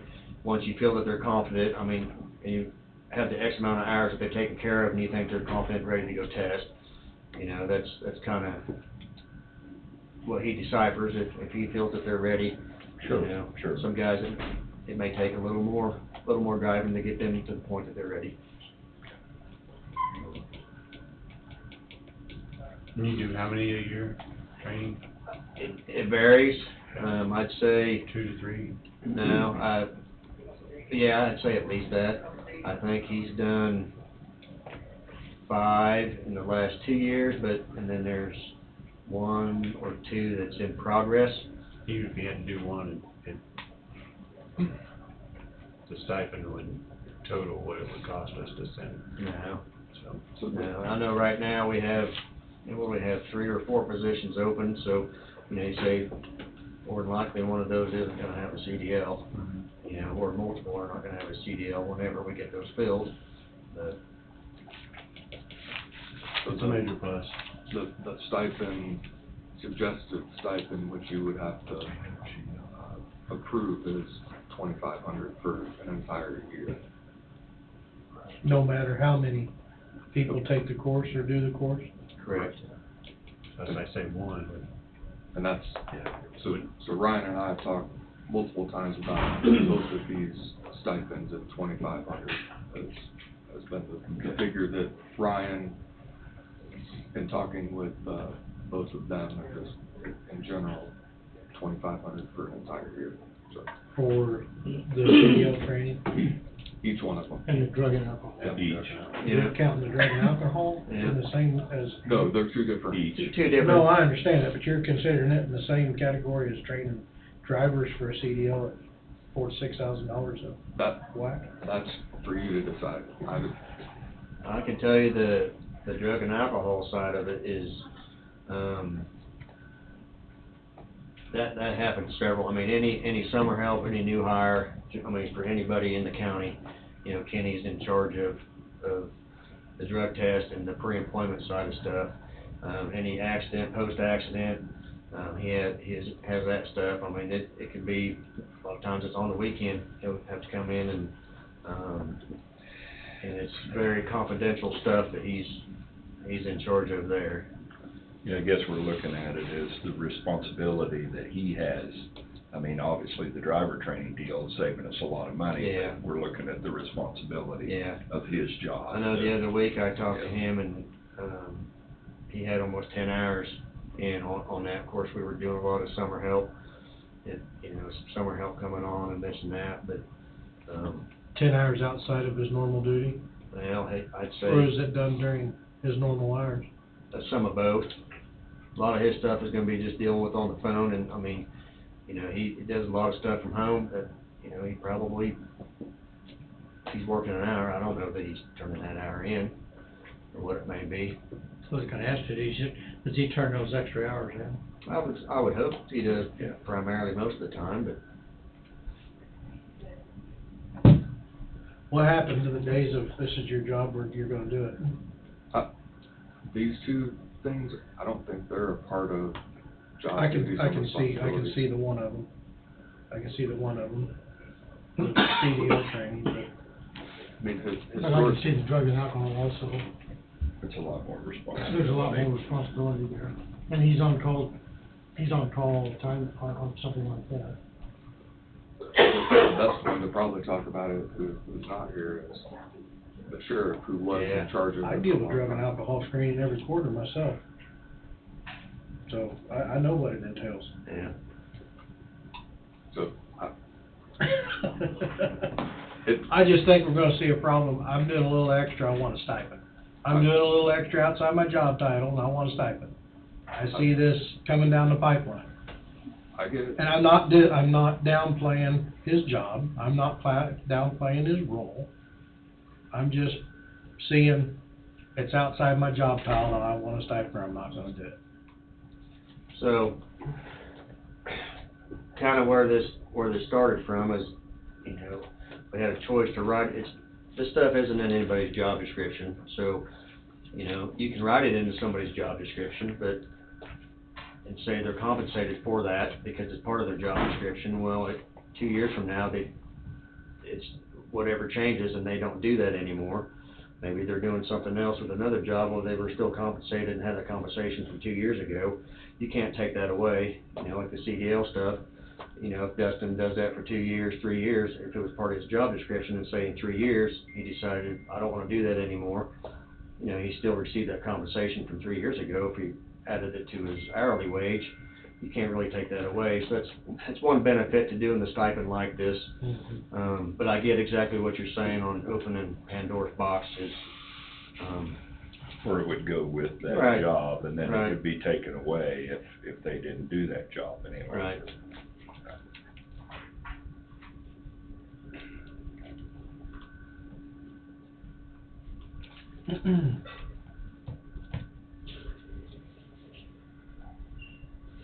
So no decisions need to be made right now, just while Ryan was here, brought it up. You can look at what these proposed agreements say. They've already been run through the insurance side of things, so there's not a big issue there. I don't have a problem with CDL training stipend, I really truly don't. I know it's valuable to get people in the seat of the county trucks, and safely in the seat. And I know the importance, and the instructors putting their name and signing off on them. I see the importance in that. I'm 100% for that, personally, so. Has he always done drug and alcohol? I mean, Yes, for as long as I know, he has. It I don't know. It was shared. It was shared for quite some time. I mean, we have to have a couple people, right. but I think he's been the one in charge for a while now, I believe. Yeah, 'Cause it's I been think- him and the commissioner's assistant or secretary, whatever. Yeah, and I think We done away Tom. with that, so. But that's when Tom. That's when Tom picked Right, it up. Also, yeah. Yeah, 6 years ago, when I came on board, there was two working with him. And you gotta have a backup. Right. So. Yep. So I mean, if we do it for your person, we need to do it for the sheriff's office person too. So. Well, Would that be on there? but it's the But that'd be sheriff. on the, Isn't it or not? It is. Why couldn't he ask for a stipend for doing it? I mean, I guess you could. So So the only thing about the drug and alcohol program is if it's not handled right, it is a liability risk to the county. And, I mean, whether random testing is not handled right, whether there's and I've dealt with Kenny on several situations where there's been a physician make a request after a test has been completed and have to make sure that that's handled the right way. I mean, I understand what you're saying. I think the drug and alcohol program coordinator has more to do with liability risk mitigation than it does with anything else. And if whoever's in that role, whether it be Kenny Roney or somebody else, but there is no specific job description for the county that covers this position. It has been historically someone who has volunteered their time and services, which I guess that's fine. But while the one was being considered, this one was brought up and addressed as well. So if this isn't the arrangement, then a job description needs to be probably revised to capture what it entails. That's just my opinion. I can completely understand, Jesse, where you're at, because I'm the same way. You know, when's the siphon actually stop coming down the road? But with these two situations, for CDL, I don't think there's any questions, a savings for us. We can do it more efficiently here in our county, and we can't go into Topeka or Kansas City or wherever. Drug and alcohol, we probably got a lot more liability there, and we're doing a good job training CDL. Our liability there is probably totally exposed, or could be. So, you're suggesting we need to put something in place right at this time? I'm bringing it up. It's been talked about, discussed. I think we can move forward with the CDL as far as the drug and alcohol. Let me get some more information on time consumption and what, a little more details on what that is, and then we can have more discussion on that one at a later date. If it needs to be part of a job description written in somewhere, or if it needs to be part of a new job created. I mean, I don't know what the end answer is there, but at least I'll get some more information back to you guys so we kind of know what some more details on what that job entails. Okay. And the amount of time it takes up. Works for me.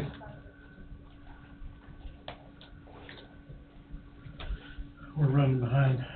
Do we need to go ahead and make a motion on doing something with CDL then? We don't have a motion ready. No. I don't think. Okay. So, be next week. Gather some more information. Okay. Bring back. All right, thank you. Thank you. Sorry we're running a little late. Joe Seymour, go Birds. Oh, we gotta get Sydney on the telephone, don't we?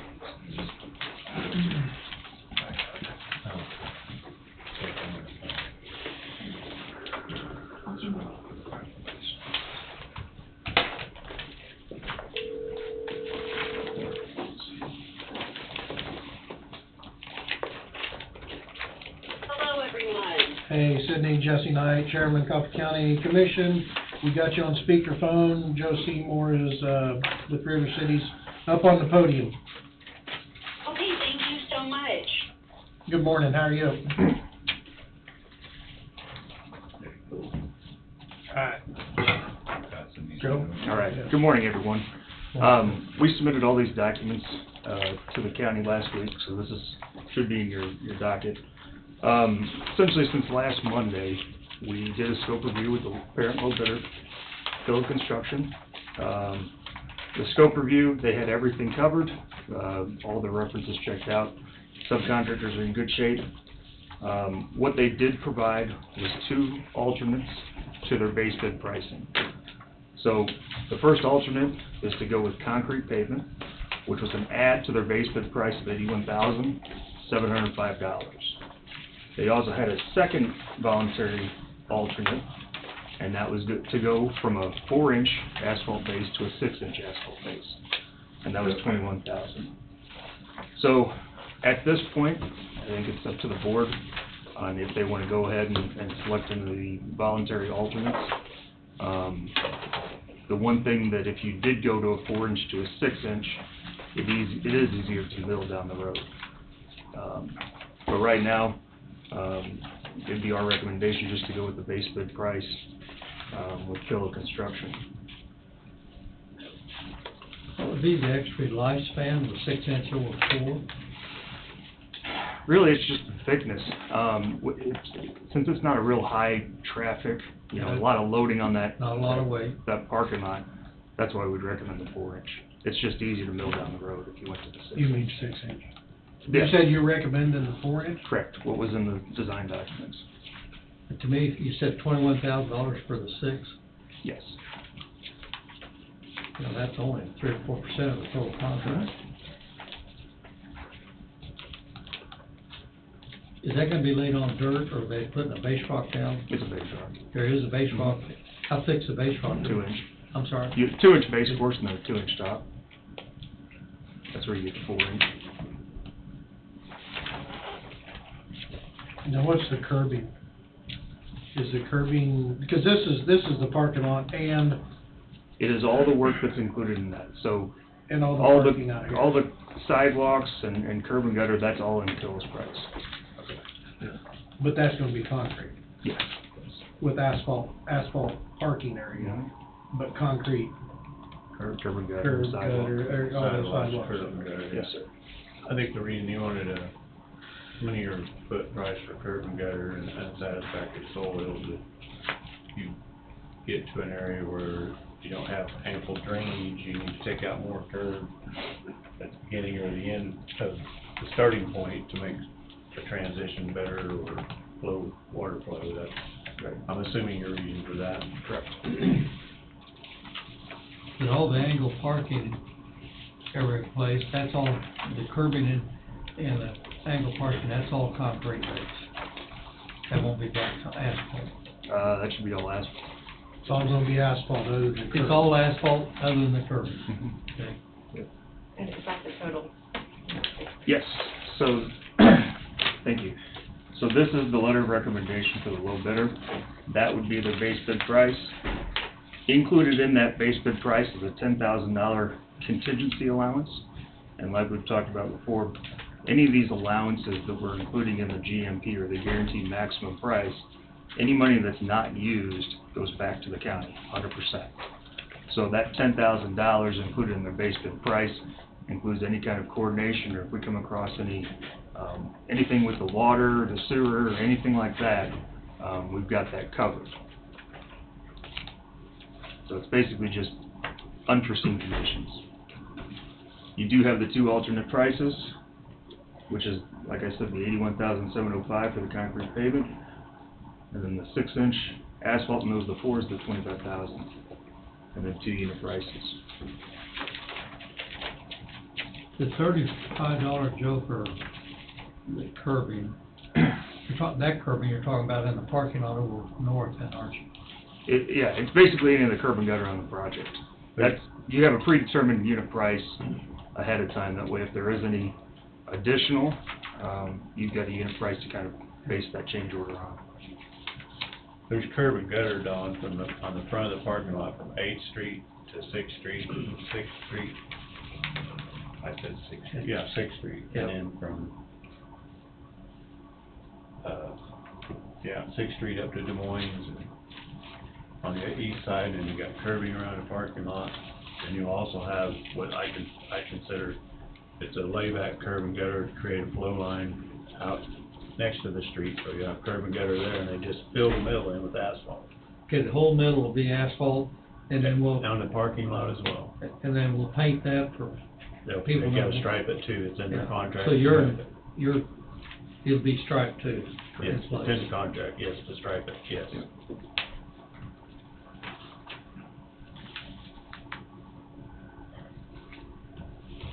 So on top of the $10,000 allowance that's already included in their bid, in this guaranteed maximum price summary, we've also included $10,000 for any of your testing, and additional $5,000 for any additional road patching. So a total of $25,000 is in the allowances for this GMP. Like I said, any money that isn't used would go back to the county. Completion date, still got a target first week or two of August. Yes, sir. But, you know, if we get in a rainy spell or get into some weather situation, what identifies a day that's not counted towards that completion date? So right now, the way the schedule's gonna work, if it all goes well, if we can get approval this week, or even today, we would write the contract this afternoon. We're hoping to have a coordination meeting with the city and their street superintendent next week. The contractor would then, you know, start all the submittals and shop drawings for all their material. The longest lead time is on your pipe, which is about 4 weeks. On top of that, we've obviously got a school that we'd like to get out first, so we're looking at really starting this the middle of May. Yeah, and that would be, right now, we're kind of tracking for a completion date, like you said, the end of July, 1st of August. Yep. The document that we took home last week, builder's risk insurance, what's the purpose and the cost of that? That's not part of the contract? So the builder's risk insurance is on this GMP summary, and that's $3,921. Wade, like we've kind of talked about in the past, this contractor is bonded. Yeah, it is bonded, So they do have that included in the price list. Volume insurance is the builder's risk, is that correct? Correct. So that 24,000 is the builder's risk? No, the 24,000 is the construction manager fee. Okay, because it's got 3.75. Yeah. The other thing, Wade, when we had originally talked about this project, we agreed to do this at a lower general conditions cost. So what we wanted to do is obviously give you that breakdown and show you that reduction of services as well. And that's due to the overlap into the... Well, you just don't have as much staffing and it's a much smaller scale project. Yeah.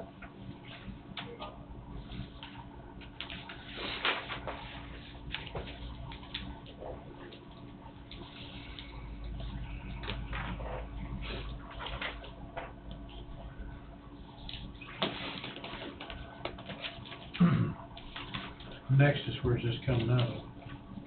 Yeah, I'm gonna tell you what's in the general too. That's right. So basically, you guys we need to decide whether we're doing 6 inches asphalt or 4 inches. Joe's recommended 4. I kinda agree with that, just based on the fact, like Don said, it's slow traffic, the only problem you would have if you did mill it for need of overlay, you'd probably breaking up what's left over after you milled it, so that's the only reason to go to 6 inch. It's not gonna make it last any longer or make it any more durable. You'd have that cushion. You'd have that cushion when you had to mill it, but Well, I we're think building that's, for tomorrow, not today. pardon me. We're building for longevity Yep. as well. Yeah. So they're in. It isn't gonna cost much to put that other 2 down. You put that in a 2-inch list. I've never been around asphalt, I've been around a lot of concrete, but not even a feast what Tom has, but you lay a 2-inch list on the asphalt.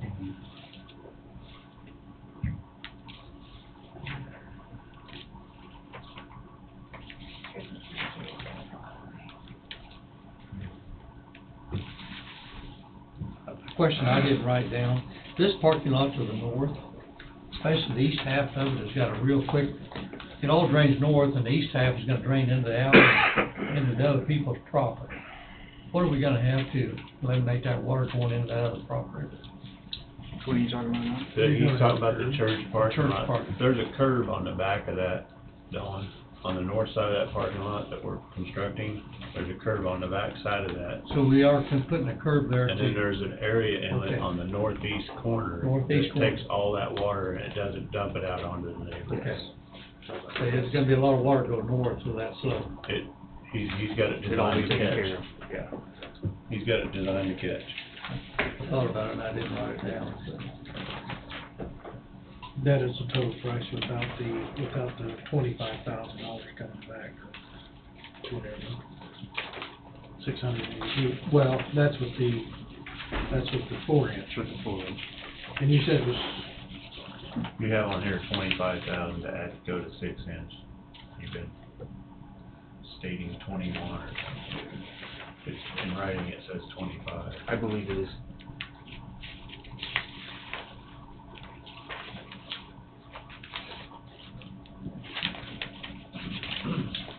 I will double check that, but I believe it'd be 25 then.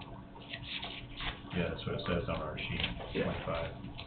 Sorry about that. No, you're fine. you can make it 15 if you want to. They talked to kill it. Wrong person. Wrong person. Then we'll start negotiating, Jesse. But the other way to look at it is if you don't have to use that $10,000, it's kind of a roll of the dice. So if you don't have to use it, or you don't need to follow testing fees or whatever, but with the utilities that are out there, I'm anticipating seeing something that may have to be relocated, maybe. Right. I don't think it'd be anything astronomical. And I think one thing to add too, we did go to the city council meeting last Wednesday, and I think really the only comment that they had was viewing that as a crosswalk. And so they had talked about possibly putting up a signal, but obviously when we have that coordination meeting next week, we'll get that all ironed out. And we talked about putting one on the west end of the parking lot, the church parking lot, to get staff across the street, safe manners, so they all don't have to go to the corner and across. And a possible reduction of the speed limit through there too. Yeah, the city did say they'd probably reduce the speed through there to 20. All through the angle parking there. Correct. Right. Which It's not makes bad. sense. Yeah. It's not a bad idea. Out of all the meeting, that was probably the best thing to come out of it. That's like any other contract, we wanna try to get the lowest bid we possibly can and get the best quality of product that we possibly can. And I haven't been around any asphalt construction that much, but an extra 2 inches to me would add a little bit of longevity to it, less than 5% of the total cost. I got probably a problem not going to 6. Okay. But that's just my personal opinion. I understand. We can definitely I don't know what the update rest this of the GMP to reflect that. Put it close to concrete. Concrete's still way out. Yeah, still way out. I would. But you know, 80,000 is only about 12% of the total cost too. And I would think it'd give us more longevity, but. The bad thing about that, the parking lot and the saltine and so on and so forth, it's granted, it's not gonna have the traffic, but you see what's happening out here. And there's no traffic on it, and it's deteriorating like crazy, and you won't have that with asphalt. I don't know how deep this is out there. Of course, it's probably been there, what, since 75, 84. 84, Well, I 60s. It's been there 39 years, so. Some of it not even that long, but. And some of those holes out there is developed, you know, it's been there probably 6 or 8 years, so they've been filled in with asphalt. So we wanna vote on a recommendation to go to 6 inches of asphalt? Do we need to vote on it? Or just say we wanna go to 6 inches? You can just do that and we'll update this GMP and all the documents. Well, you'll need to have bifocals to read that. Do you want me to type it in real quick? Yep.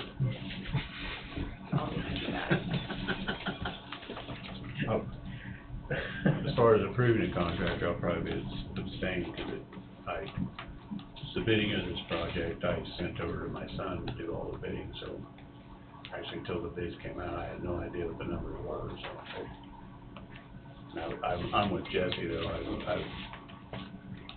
the asphalt's gonna hold up better to salt treatment and all like that, and concrete will by far, so. Well, it'd be much cheaper than redoing concrete, but you need to do it. Exactly. You know, if it does need to be redone, I would think. Or ripping concrete. I don't know how long that asphalt's been there at the museum, but we put a 2-inch layer on it 2 years ago. Been there since the museum. Pardon? Since the museum was Yeah, built. I'm not sure when it was constructed. So Joe, one thing, based on what Tom just mentioned, there was one bid, and just for transparency purposes, because people watch these meetings and like to maybe make assumptions, and maybe we can clear some of those assumptions based on fact. So how many notices were sent out to different construction entities that would have potentially had the opportunity to bid on this particular project? Yeah, that's a good question. Wait, so what we did was we had this online posting. It was a public notice that was posted by Coffee County. We also directly sent it to about 10 different contractors in the area. And we received a lot of people that said, we're not interested, too busy at the time. We did have one responsive bid, and that's why we chose not to read the bid prices out loud last week. So we did the thorough scope review. So at that point, found out that there was just not a lot of interest in the project, and we scoped them out. They had everything covered that was in the design documents, and that's why we're here today. Is it fair to ask what your estimated cost was gonna be? Yeah, so for this work, we were actually at $571,000, so it was You just said under. 571? Yes, so it was just under, we thought about it at the end.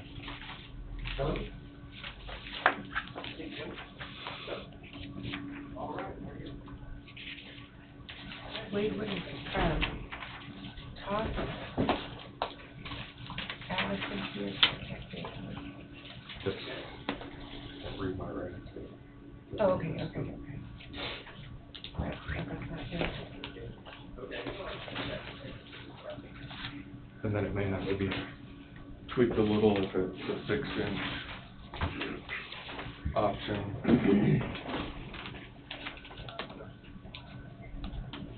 But it gets you in the ballpark.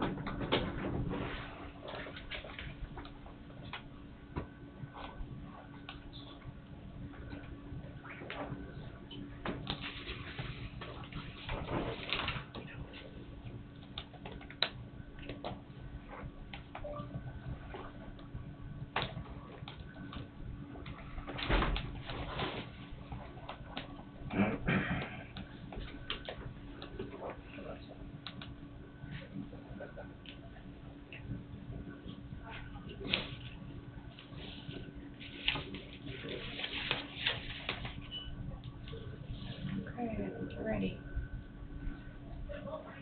So the only thing you need if you're doing the 6-inch, there needs to be something included in that references the 6-inch substitution for 6-inch asphalt and moving forward in the amount of $25,000, right?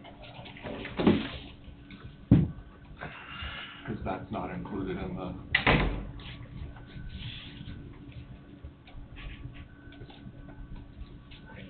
The price is gonna be different though as well. Yeah. 682.52 is not the 6 inches of asphalt, right? Yep, so you have to add the 25 on top of the 682. 682.52 plus 25,000. Yeah.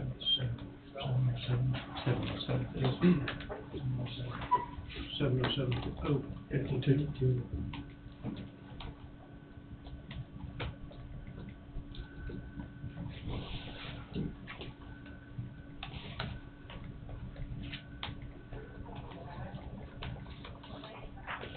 Where do they have to bring the asphalt in from here? Does it come out of Ottawa. Bacon? It'll come from Ottawa. Ottawa? They've got a plant just north of town. All right, here we go. To be paid from what? General capital outlay's got 1.2. I pretty much smoked that one. What's, You're gonna have the towers, you probably don't wanna do it out of capital improvement, that's gonna take $3 million out of there. So I would say. We're not sure how soon that's gonna happen. 3 years from now too. Yeah. I mean, I think you'd be fine with general capital line item.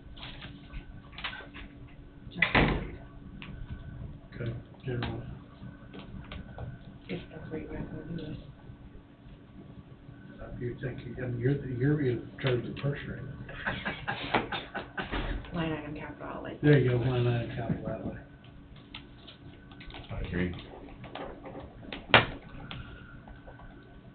All right, motion, move to authorize director chairman to sign letter of recommendation dated April 19, 2023, submitted by River City Construction for Phase 1 Coffee County Offside Parking Improvement.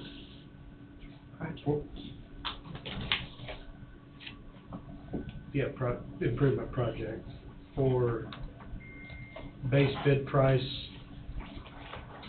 of $567,897 to Kilo Construction for guaranteed maximum price of $707,052 for 6 inches of asphalt based on River City Construction guaranteed maximum price summary and based upon drawings and specifications by Top and Associates dated March 10th, 2023. Addendum 1 this approval is made in compliance with the Kansas cash base law, funds to come from the general fund line item capital outlay. Andrew, you've got offside.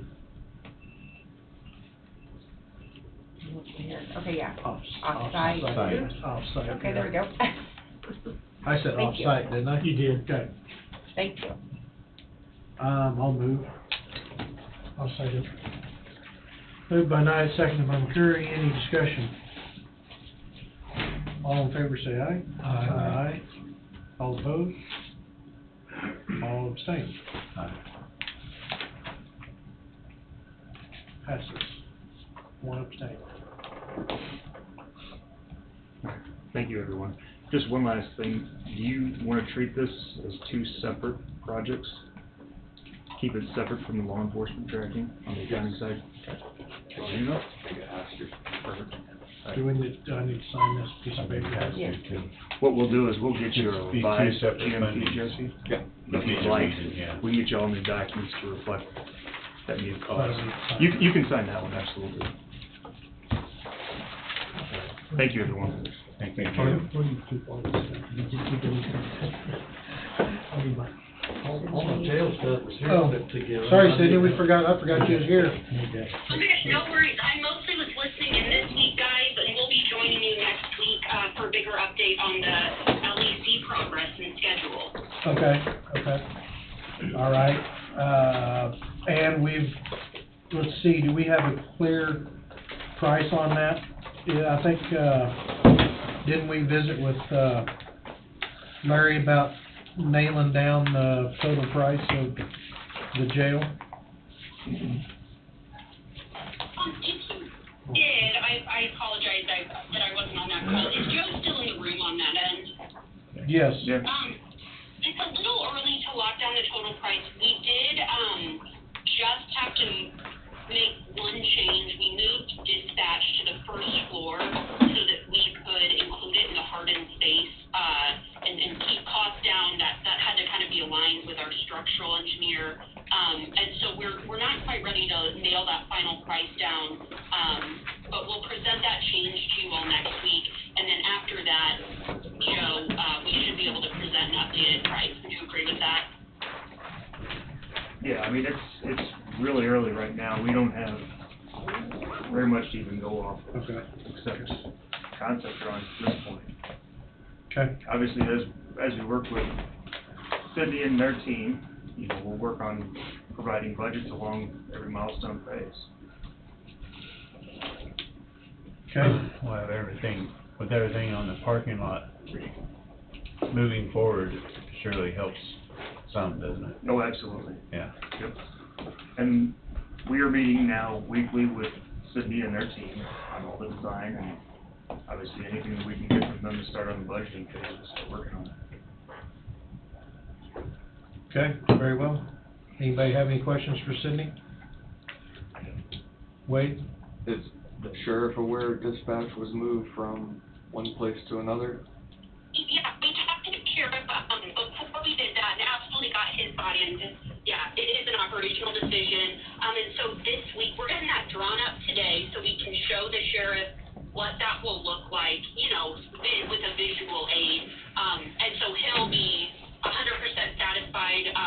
bring it in front of the board next Monday. Thank you, Wade, for bringing that up. I should have clarified that. Okay, he's shaking his head yes. I guess if nobody else has anything else for Sydney, you can carry on with your day. All right, thank you, guys. Thank you. We'll talk to you next week. Okay, thanks. Thanks. Okay. Another one by those. You gonna have those updated forms today? Get those to you in the next hour. Okay, okay.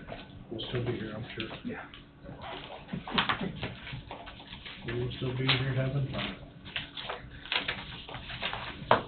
Greg Bernberg, sir, you're on deck. Yes, I would, in Greg's, on Greg's behalf, I'd like to ask the commission to enter into executive session for 40 minutes.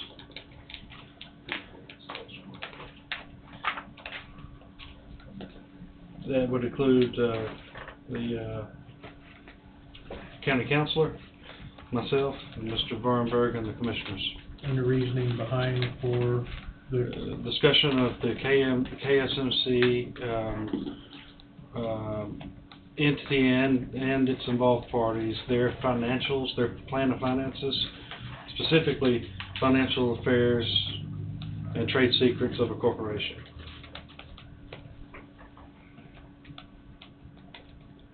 happy Mr. Boyd.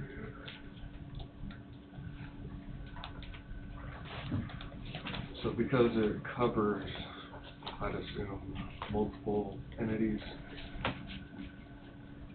as part of this, so just trying to navigate, I don't know about the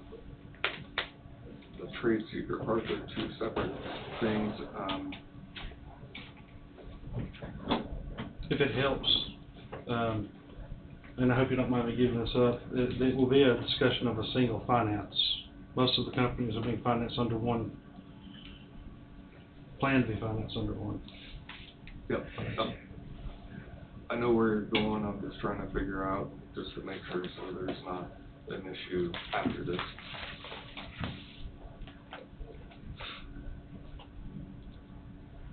I guess question number one, Bobby, do you feel the disclosure will aid the commission in its duties or responsibilities?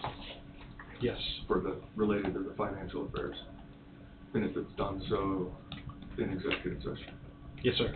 And the material you feel is confidential, by that I mean, if it's disclosed publicly, it might harm the interest of any one of these entities and or, I guess, the public at large?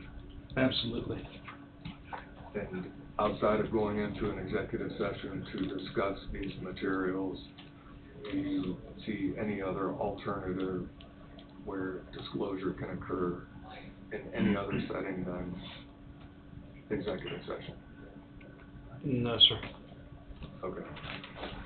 So, the reason why I did that, those are really the questions that are asked through the court to go into executive session for financial affairs or trade secrets. So. Thank you. Okay. Motion is to go into executive session for 40 minutes. 40 or 45? Does that stay with your schedule, 40 minutes?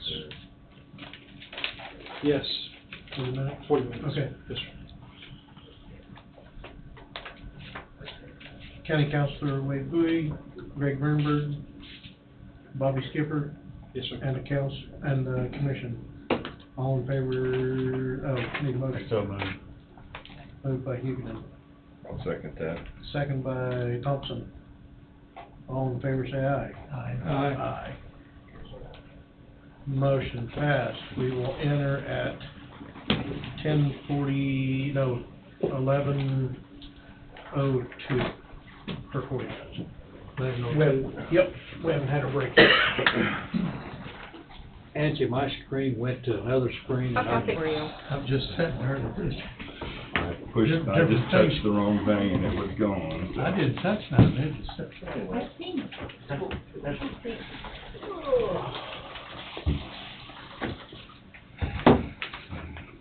Get it scrolled up and I can get something else All right. Last executive session, no action taken.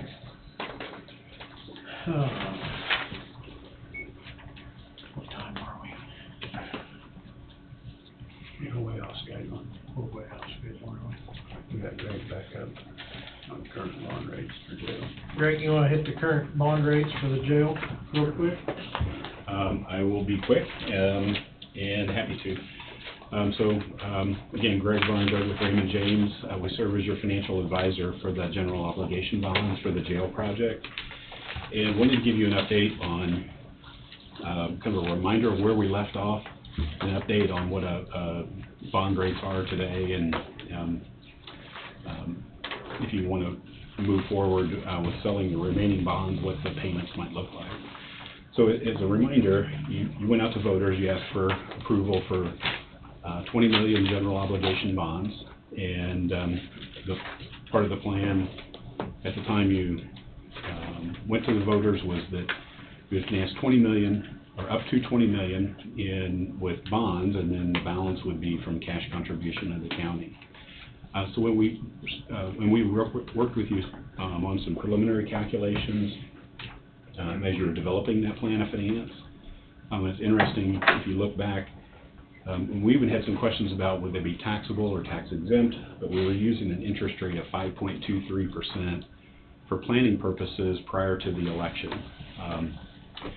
And so after the election, we had a favorable bond market, and we looked at, in December of '22, do we push ahead and sell all 20 million in bonds, or is there an advantage to selling less than 10 million? And there's an IRS rule that if you sell less than 10 million, you can designate your bonds as what's called bank qualified, and typically that helps lower the interest rate by about 1/4% or 1/4 percentage point, or like 25 basis points.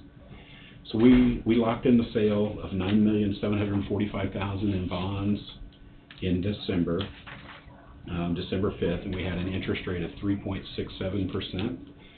And so the discussion at that time was being in that $10 million limit per year is per calendar year. So we knew if we saw a window of opportunity, you didn't need the money for construction, but if we saw a window of opportunity to lock in rates after the beginning of the year, then we'd keep a pretty close eye on that. We didn't want to miss an opportunity.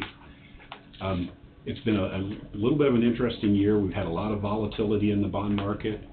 For example, the 10-year Treasury note at the start of March was about 4%. It got all the way down to 3.28%, then kind of moved back to about 3.5%. It's a pretty big swing in rates over a 30-day period. So we've been watching that. We've given some periodic updates to the administration for the county, and we ran this analysis that you have in front of you today. And so wanted to show what interest rates might look like, and the discussion again is very similar to what we had prior to that December sale. Do we intentionally want to keep less than 10 million? And right now you have remaining authority for 10,255,000. You could go ahead and sell the remaining 10,255,000, but that would be just slightly over that $10 million limit. So we couldn't sell the issue as a bank qualified issue. So what I wanted to show you is the first section in that analysis. You'll see we have that bank qualified scenario again. In other words, instead of selling the full 10,255,000, we would keep the total principal amount of bonds plus premium just under $10 million. We would designate it as bank qualified. And so in that scenario, you would have an average interest rate of 3.49%. So again, thinking back to when we started this, we were looking at a 5.23% rate. We sold a little less than half of the bonds at 3.67%. And now if we issue just less than 10 million again, you would be able to sell those bonds at about 3.49% right now. Now, if we, and you'll see that in that scenario, we've got about 9.6 million in principal amount. If we intentionally do not sell the full 10,255,000, we keep it below 10 million, and you say, we're done issuing bonds, we don't want to come back some point later and sell the remaining, say, 300,000, then you would have a cash contribution. We'd be contributing cash of about 327,000, more cash to this than you initially thought. I mean, another way to think of it is, instead of issuing the full 20 million in bonds, you would be issuing about 19.7 million in bonds. And if you said that, we'll just finance the balance of the project with a little bit more cash from the county, you could do that. The benefit, of keeping this below 10 million is you get that IRS designation, and that helps get to that 3.49% rate. So then obviously that begs the question of, well, what if we just went ahead and sold the remaining, 10,255,000? And again, it's a combination of principal plus premium on the bonds. But the key difference is, instead of 3.49%, you would be selling that bond issue today at about 3.73%. Still very good, still very close to what we locked in back in December, still well below what we had used for planning purposes, but it's not quite as good if we issued a few less bonds, stayed under 10 million, then instead of the 3.73% rate, you would be looking at about a 3.49% rate. I know I said I'd be quick. That probably wasn't as quick as you were hoping, and it's a lot of numbers, and I hope I didn't complicate the discussion. But any questions at this point of?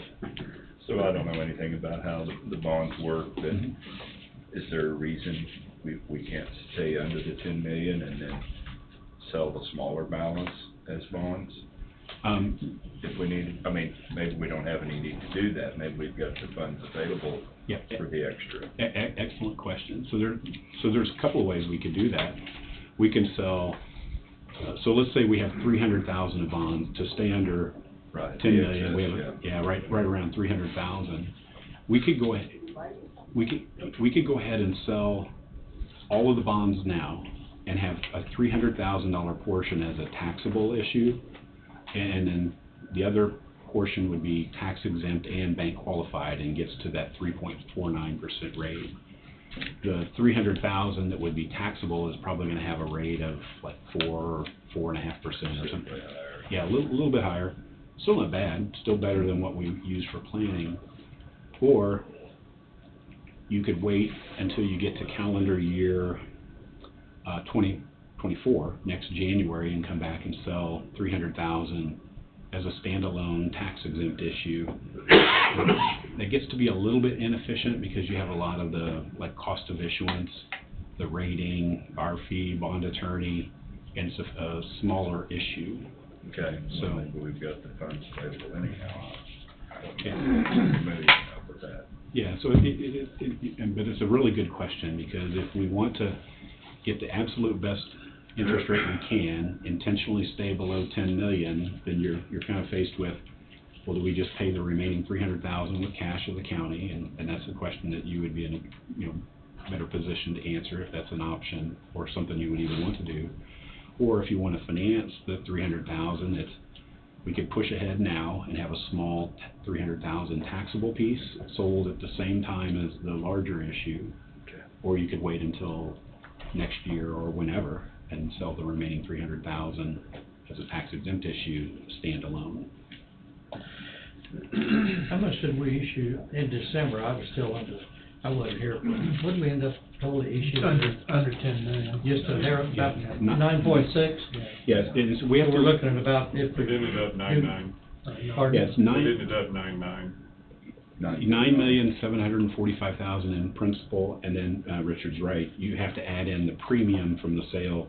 That was 252,000, so it was just right at like 9.99 million. So we got as much as we could, but still under 10 million in total proceeds. But the difference between the interest is probably 0.25%. I mean, so that's going to offset,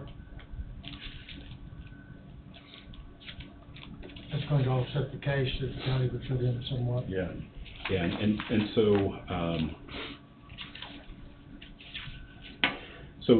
In other words, 3.49 versus 3.73.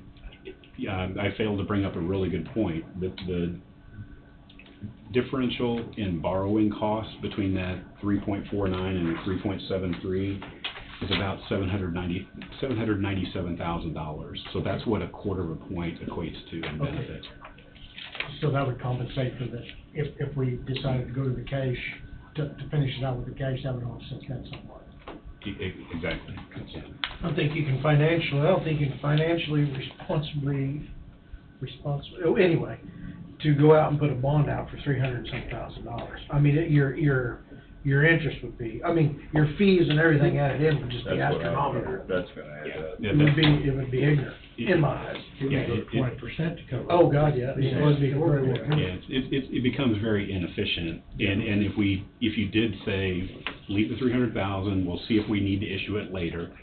I would say if you did need to issue the 300,000, I mean, the perfect place to start is, rather than do a rated bond issue, a public offering, is go to like the local banks and see if you could just place it directly. You wouldn't pay us, you wouldn't pay the rating agency, you'd still have some legal documents that you'd have bond attorney. Could you do 2 more bonds at like $4.5 million? You could. Would that be? So you could sell part this year and then come back and sell part next year. Both of those would be under 10 million. The risk that you would have is if interest rates go up before next year, then you'd say, well, I wish we would have gone ahead and issued as many as we could in now. If interest rates go down, then it is a benefit, so. Chances of going below that 3.49, to me, is probably fairly slim, but. Well, they went down since interest rates started going up. Yeah. I mean, Yeah. bond rates have went down.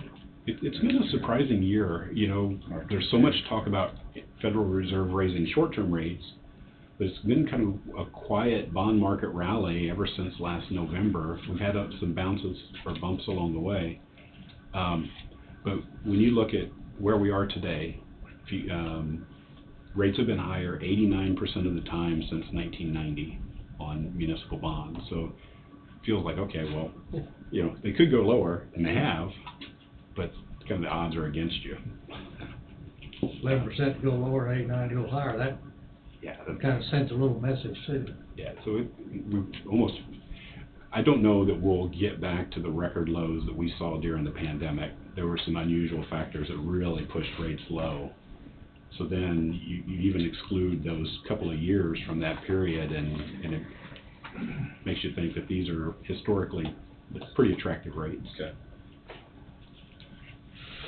Well, and then if you split it in 2, 4.5, whatever, then you're gonna be looking at more fees, I assume, if you do 2 instead of 1. Yeah.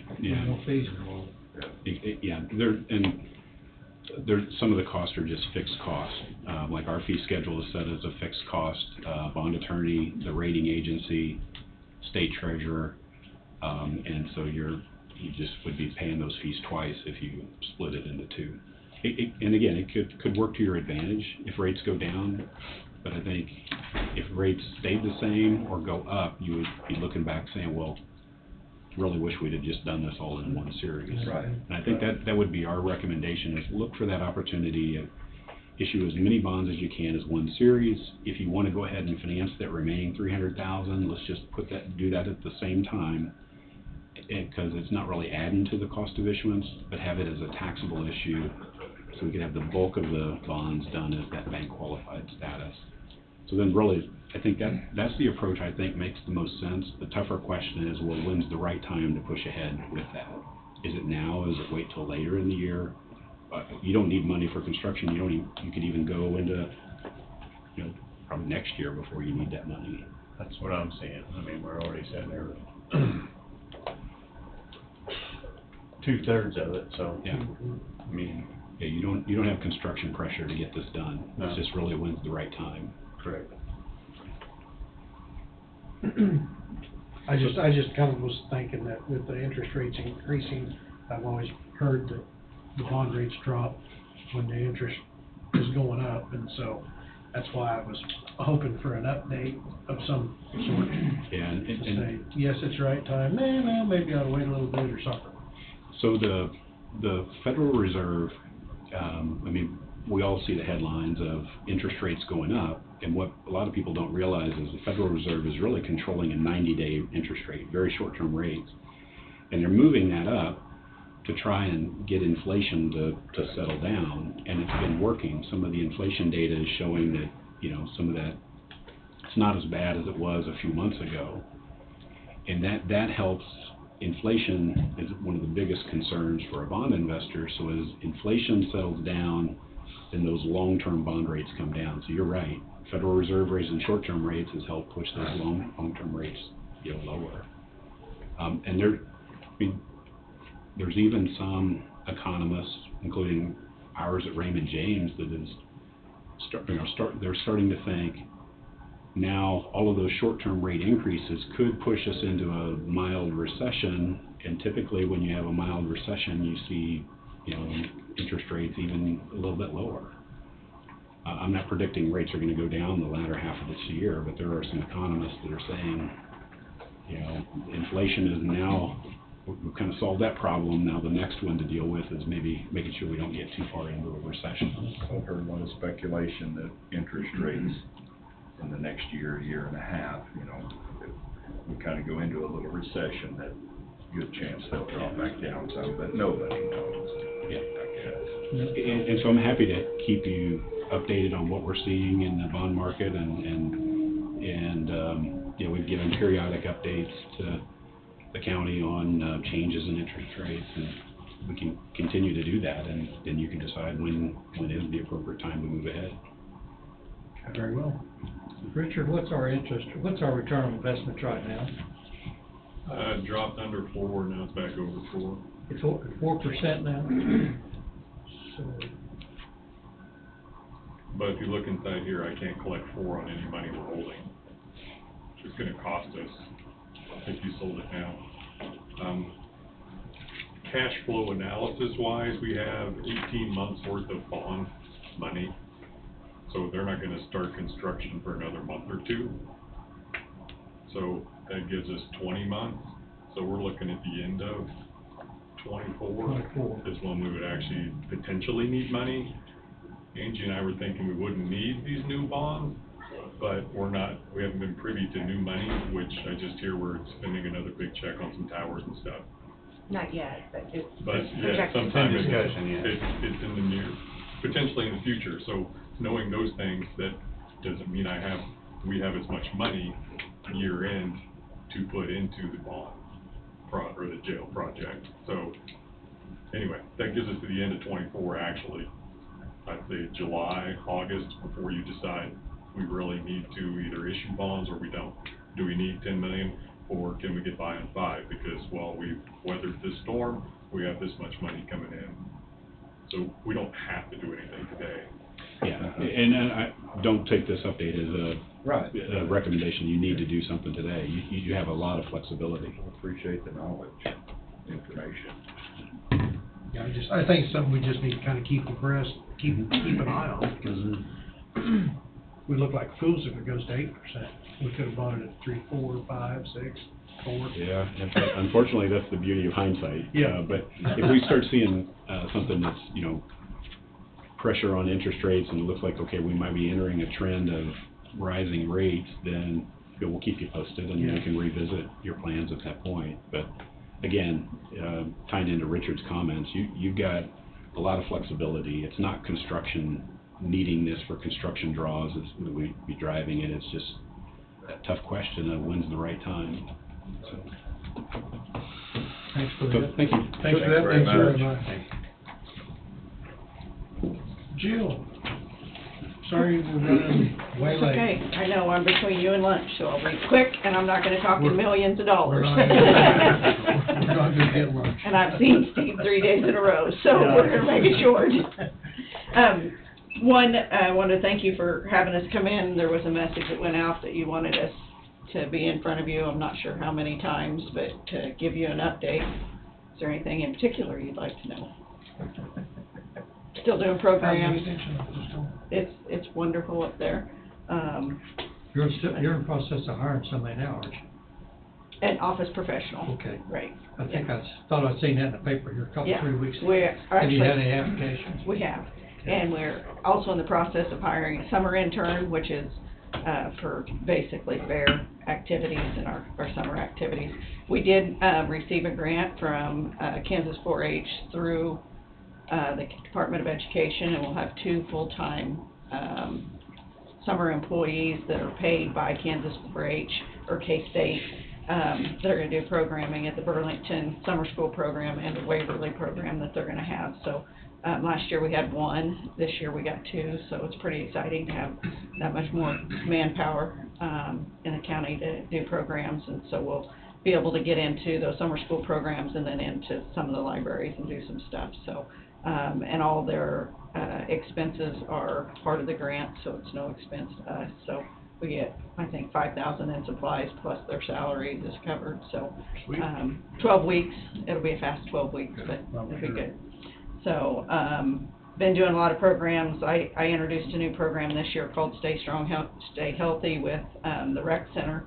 I did that, working on scheduling. It's an 8-week class, but for me to set aside 8 weeks where I can not miss a day is pretty difficult. So I'm going to look at that in the fall. We're doing Walk Kansas, we're doing lots of after-school activities, and we're getting into the busiest part of our 4-H season right now. We've had our weigh-ins. We've got one more weigh-in to go. We've got a spring show this weekend in the county, and then we get hot and heavy into all our fair stuff. So one of the things I wanted to ask about today is when we talked about expenses, it's been over a year ago, we put into our budget to pay our utilities, and I've contacted Angie and talked about bills, and we haven't got any of them for 2023 yet, but we do have that built into our budget, and we kind of needed some clarification from you guys. Is it time for those to start coming to us, since we have them built in, and we need to, go back and pay January, February, March? Are they going to continue to be billed to the county, or do we need to change the billing address to us? Is the county going to bill us? How do you guys want to handle that? I would think for simplicity, if you've got it built into your budget for the utilities, you might as well start paying. We've been paying them since they moved in. Right. Have it billed directly to them. Billed directly to them, wouldn't that be? There's been billed to us, been billed to the county. They have been billed to the county. We did that in the first, Yeah. in the part of the transition, and then we billed it into our budget, and there was confusion. We thought it was 2024 is what Angie thought, 2024 budget. I thought it was 2023 budget, so we just need to get clarification. If it's built into your 2023 budget, you might as well pay them. And wouldn't it be better just to have the extension office bill directly? Their bills, yeah. Wouldn't Okay. that make Okay, so simpler? work with Angie on that and get that. Wouldn't that Okay. simplify things, Yeah, I mean, we just need clarification Right. and make sure, because we waited, like I said, because we needed to kind of get into the next budget year, and now we're starting to work on the next budget year, so we need to kind of look at that and see, so. Okay, the other thing is, we need some dirt work at our building. There are some guy wires off of the tower that is south of our building. Tom, you may remember the tower that's back there.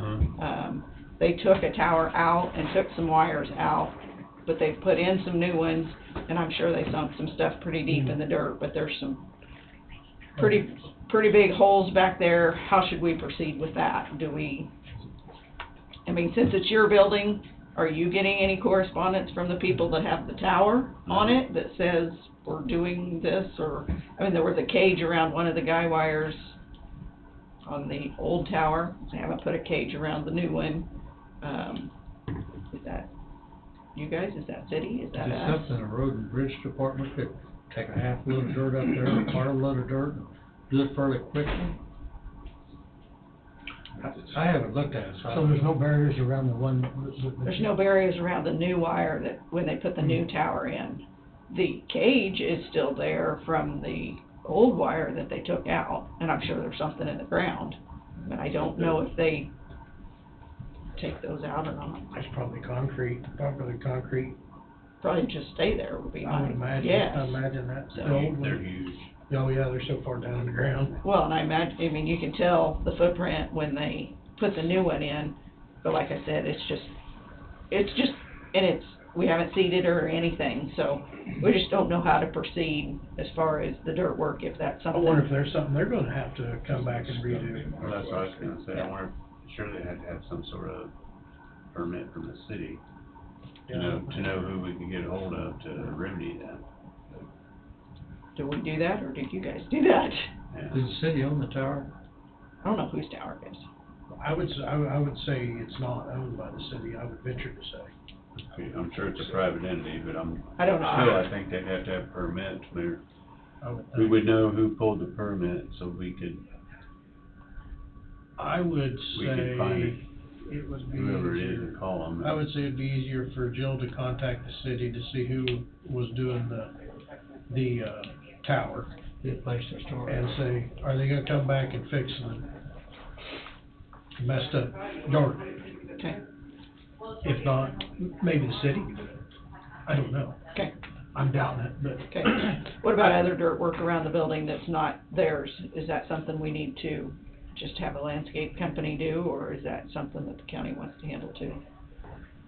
Just, I mean, there's some dirt that needs to be up around the building too. You would know what you want better than us, so I mean, just my suggestion, have you, Take care of it.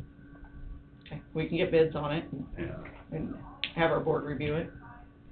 Could we have Barb maybe take a look, and she has some people that she's working with for similar projects around the courthouse here, and maybe if they're gonna do something for the courthouse, they could incorporate that into. She might have a source, yeah.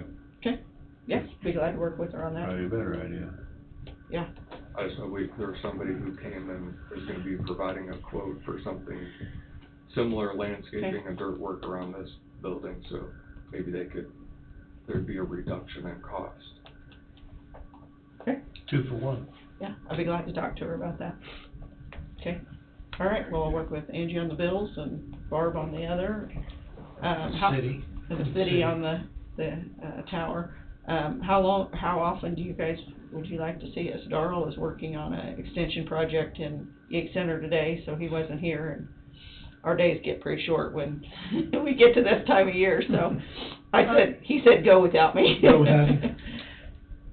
I mean, I'd like to have, especially coming into the 4-H time, I know you guys are busy, but I mean, I don't know if you've got any type of enrollment numbers for 4-H, or, this is gonna be what we've got enrolled here and here and here, I don't know, Yeah, I can provide that kind of information to you, yeah. I mean, I know the plants building, I know has always been the topic, but everybody, people I've talked to said, well, the enrollment's down, so we don't need the extra room, and so. The enrollment is down in that project. Our 4-H enrollment has been consistent throughout the years. Right. Some might say that it's because of the space. I think that if, and I know the Fair Board's working on that, I think that the other building is getting really full, so there could be a shift at some point, but at this point, we're not gonna shift into there because of the conditions in the building. I mean, those kids put an awful lot of work into their projects and tasks, and we've had a few that have set out, like some big welding projects we've set out outside, and those could potentially go in a new space instead of being outside, so, but. So with that discussion, I've been in contact with the fair board members, and I'm glad Wade come back in. So, when it started, before we bought the building up there for you, we had some drawings done. The documentations, the documents, if you will, for the new building down at the Kelly Park.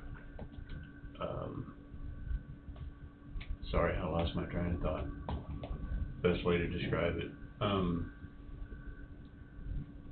So we stopped because we bought that building, but the drawings and everything are pretty much complete. We just don't have the final bid documents and a few things like that, which those are in the hands of Dr. Thorpe right now. So his question and my question is, maybe to Wade would be, or maybe to the rest of the board would be, he's been in contact with the architect, if you will. The original fee, if you will, to get these documents and everything was around $65,000. When we stopped after buying that building, we owed them $45,000, so we're 2/3 there. But to change the design and to finish the design and the contract bid documents and whatnot will be an additional 40 as opposed to 20. Because the layout of the building has changed and a few other things. They want to keep the size of the building the same, it's just they don't need all the offices. They would like to leave the restrooms, equipment room, and maybe a kitchenette area, and that's about it. So therein lies the question, can we take those drawings and present them to 2 or 3 other contractors and say, ADO's this, ADO's that, or shall we just go to the original architect and say, okay, change these drawings and finish it out for an additional $40,000? Or do you want to, of course, the original cost estimate to build it was $950,000, give or take, but that, you know, that was with all the offices and this and that and the other, so there's where we're at. I don't know why we couldn't take the plans that we have and take them to a contractor or several contractors, say this is what we want, print up a bid document, send it out to them, and save the $40,000. Yank out the office space. You might wanna leave one office in it. I did suggest to them, because they had some 12-foot sidewalls with some suspended ceiling, that maybe we could change it to a red iron structure, you know, with insulated and not do any interior wall completions or whatever, but the fair board would like to remain how it was with the suspended ceilings, but they just don't need all the offices. They just want the restrooms, equipment room, and a kitchen area. Well, we've got a building there that's got a kitchen area, don't they need 2 kitchen areas? I don't think they're gonna use the building for something else possibly. What'd you say, Jesse? I mean, there's another, I mean, the other building that we go to down there has got a kitchenette in it. Does it, I mean, that's always used, is it not? Both buildings, Kelly Hall and 4-H building are both utilized. Yeah. I'm not on the committee, so I can't answer any of your questions that you guys have about that. I mean, I've heard discussion, that they're back in discussion about it, but I'm not on the committee, so I don't know. I mean, Jesse, my thought only is it makes it more rentable space. Right. And that's what. That's with having that kitchen in it, that's just my off-the-cuff response to that is it just makes it, when the other 2 buildings are full, or if they're gonna utilize it for, you know. Is there any reason to have over 8-foot ceilings, 8-foot walls? I not remember the fair part, so I couldn't tell you exactly why they would need what they're asking, so. That's the only thing they had more height on was because, you know, stalks of corn, put the tall stalk of corn. Well, it's 12-foot sidewalls, but it's a suspended ceiling to hide the ductwork for the HVAC and all like that. So, you know, okay. So that's what you got here.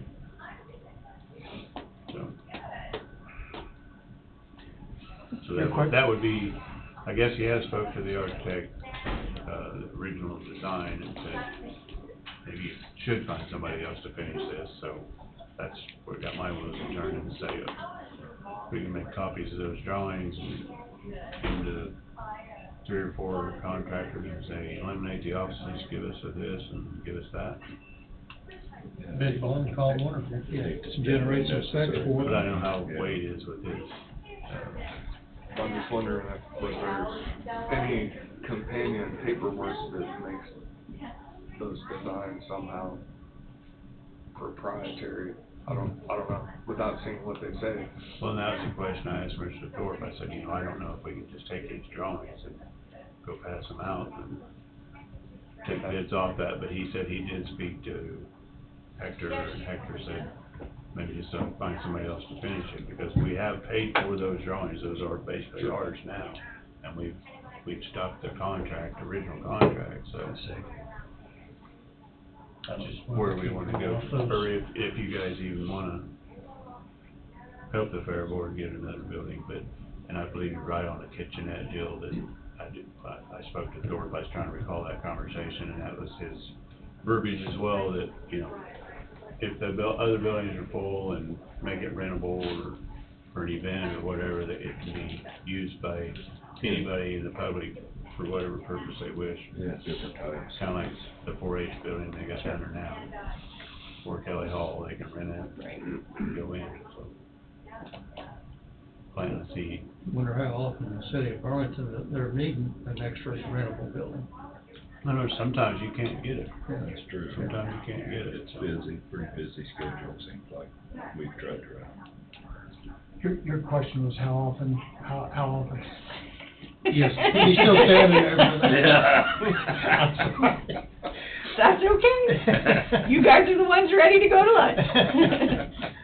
And you want us once a month, or would you rather have us every other month? I mean, we're happy to do whatever. Without us being in the building, it's just, we don't see you guys like we used to, so we're happy to come in. Just, I didn't mean to get off track of Yeah. but I thought All it right. was a good time to throw this in, so. I was gonna save it for round table, but I think every other month would be. I think, yeah. Yeah. Yeah, I'm glad to. My opinion. Be my thought. Okay, we'll bring some numbers in the next couple months and visit with you, so thank you for you guys' time. Thank you. But I thought maybe while you stand there, maybe you'd have some input on that building as well, and I would agree that that's a pretty dilapidated building. The Crops building now is in pretty bad shape. I mean, we do have 4-H kids that use it for other things. I mean, we have archery practice in there. Like this time of year, they schedule to be in the building because they don't know what the weather's gonna be like. Somebody scheduled it for one of the rifle meetings. I mean, those kids that can't get together at somebody's house, I mean, they need to be in a location where all the equipment is and all that kind of stuff. It'd be really nice to be able to have some better space for that. I mean, last year we walked in the week before the fair and there was water standing on the west side of the building. West side's always wet. The west side's always wet, and then, so then we go into fair time and it smells musty and moldy, and you can open the door and run the fans and run the air, and it just doesn't ever go away. I mean, they used to have people that had booths in there during fair time. They had been there in my time. I don't recall. Years ago they did, but I mean, that was a long time ago. You know, Yeah. so, I haven't seen anything there in years. I mean, I know that in the last 10 years, they've been in there, but, the building has went down. Are there restrooms in there? No. No. They're on the outside. There's nothing. Okay. The only restrooms, you'd have to go to the 4-H building or to Kelly Hall, or they have Some under the grandstand. Right. well, they got the restrooms there in the park itself. Yeah. I mean, one of the things that we wanted when we were talking about the building was the more shower space for during the fair. I mean, one shower for 40-some campsites, makes for a pretty long night if you're standing there in line for the shower. Yeah. And that's just one in the women's and one in the men's, and, 'cause there's not water to those campsites either, so Right. everybody's utilizing that space. So, anyway. All right, if you guys have any questions, feel free to let us know. We're happy to answer them and come up to our building anytime. We do appreciate it. It is great, and I think that our traffic has really increased since we've got in there. I mean, stock trailers come in and they park at the FSA office, or they park in the parking lot next to us, or at Baumgart's, and we get guys coming in like that. We have people that are picking out plants at Baumgart's and come across the street, and, you know, we just seem like we've had a lot more just people walk by. We've had more people, not a lot, 5 or 6 people just go by and say, well, who are you? And they just come into the building because they don't even know who we are and what we do, you know? Yeah. So, yeah, that's fine, we'll take those people. But, the traffic has been good, and it's nice to have our office space, or our meeting space. We've used our own meeting space several times, and, you know, you guys know that when you're a meeting, Angie knows, Wade knows, if you gotta run to your office, it's better to be right in the same spot. So it makes it a little bit more efficient, so. Anyway. Thank you, guys, appreciate it. Thank you. Thank you. Well, that ends our agenda. Round table. So I don't need to start with you, or do I have to start with Angie? Either or, and hand those out. We'll just start with Wade, because that feels more like the agenda. Feels more like home? Yep, feels more like. We want a break I for don't know. lunch. Do you want lunch? Do you want a break for lunch? Do you have a? We're gonna have to extend this, because you guys are gonna be back here Friday, right? Yes. So we're gonna have to do a continuation anyway, so if y'all want a break for lunch, we can break for lunch. I didn't know how long you. Break for lunch and come back? Yep. I don't know how long you need. I always think I don't need much time then. I mean, you don't have 10 executive sessions, or? I don't have any. Oh, well, that's good. I just think you Plow through. All right. Maybe just as well as keep on trucking. So what I just handed you was at least what was referenced earlier, the stipend agreement for the CDL commercial driver trainer. So you can, the only highlight that's within it is paragraph 4, which talks about the terms. So there's a similar document for the other one that was mentioned, but this one seemed to generate the most agreement, I guess is the best wording. So it was created from basically scratch because there isn't anything. So for those of you who are very well versed in the CDL world, you might double check, because basically what it has within paragraph 3 are some of the highlights of what that agreement and what the responsibilities are. So no action needs to be taken right now, just for informational purposes, so you see what's there.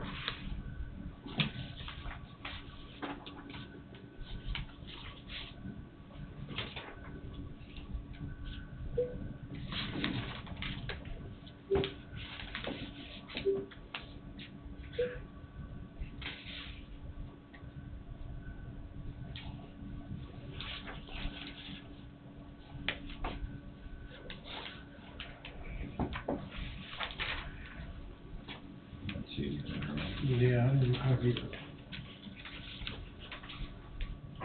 I mean, I'm sure there could always be more in it, but kind of keep it simple. That's what we're trying to do, is Reduce it and still keep it. So I'm sure it wouldn't be the case, Wade, that, you know, it's a 2-year review. I mean, if we had an issue before then, we would have to wait 2 years to resolve it. I don't know what kind of issue we'd had, but non-performance would be. Yeah, so it says we're reviewed biannually, which would be number 6. So if you look at paragraph 5, term agreement can be terminated anytime for any reason. The only request is 30 days notice. Okay. Or if the person in that position under the agreement is no longer employed by a county, then automatic termination of the agreement. So there's a sort of an That was escape. fine.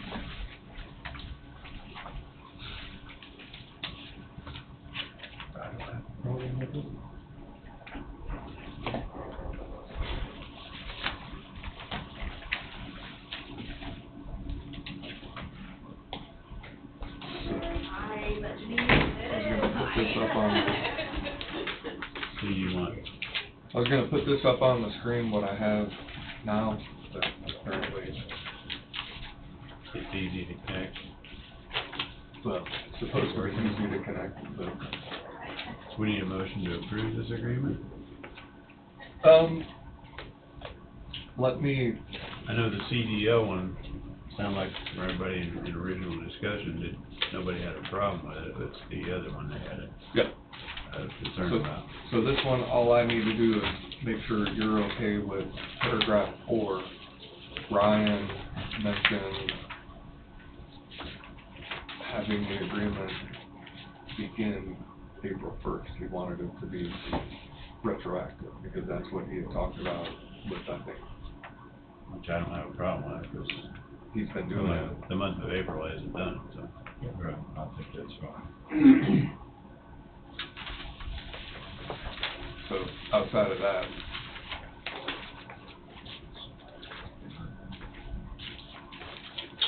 I mean, we talked about this in January sometime, I believe it was, I don't remember what it was, it's been quite a while back.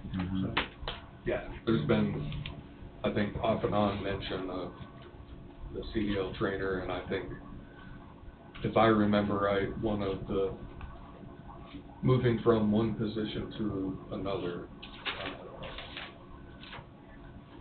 stepping away from the CDL trainer role was something that we considered, and, you know, without that employed in that position, there's no other employee that fits that bill to be able to train, so then you'd have to send somebody, so, and if it's estimated to be 5,000 per person to send them outside the county, then,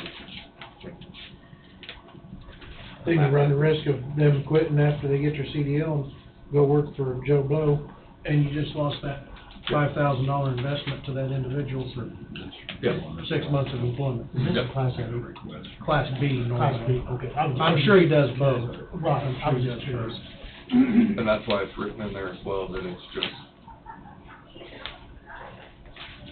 trainer at all times shall hold an appropriate class of CDL of the same or higher class, including the appropriate endorsements to operate a commercial motor vehicle for which training is to be provided to trainees. Additionally, trainer shall at all times maintain a current Department of Transportation DOT physical. He can't train above his CDL. Whatever he is, he His can train up to. classification, his endorsement. If he's got an A, he can train a B, he can train an A, but he can't train, I don't believe he could train hazardous or, Probably not. tanker or anything like that, unless he has it. He's gotta have that endorsement. He's gotta have, I He's think, right. gotta be equal trained, so. And that's how you read that, right? That's how I'm assuming, I don't know how the statute states of training on the FMCSA side. But I would assume, I don't know, but if he had a Class B, he couldn't train a Class A. The instructor has to have Right. equal to level of training. I would doubt we got tankers or, Well, they do have tankers, they got Oh, yes, the they do. oil tank. But just, isn't that a separate endorsement? I mean, It is. It is. and same way as that hazmat, it's a separate endorsement. You've got to, Doubles and triples. Right. Hazmat and tanker. I'm sure Dustin might have hazmat, I don't know. I know he used to have tanker. Class A tanker. Air brakes, all those are endorsed, yeah. But, I mean, the verbiage on this looks good for what I scanned through it.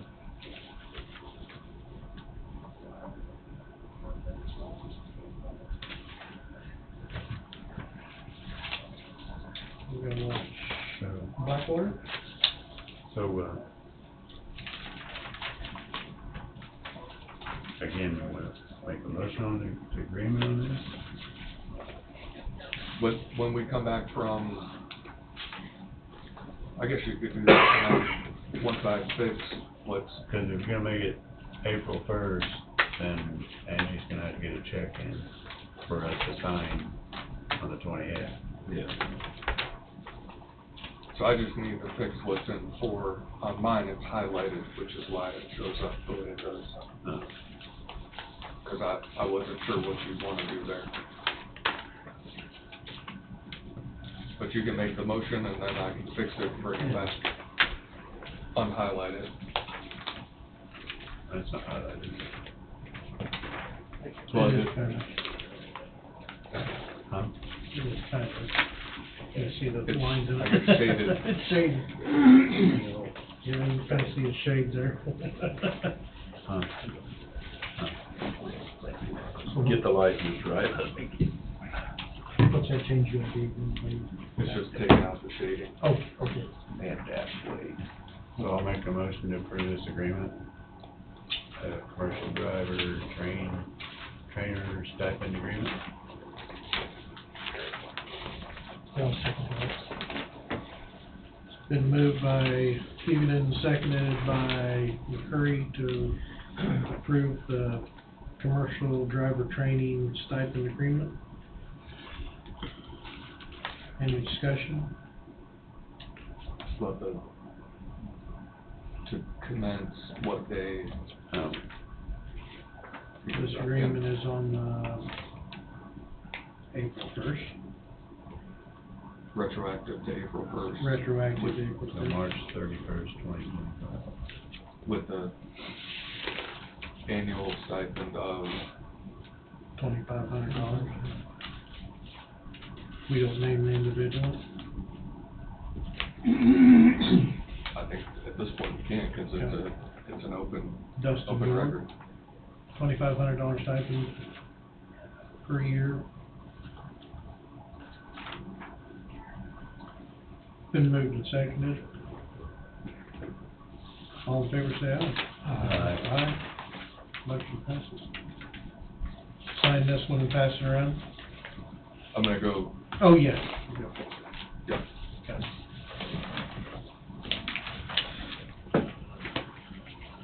What else you got? So the next thing is,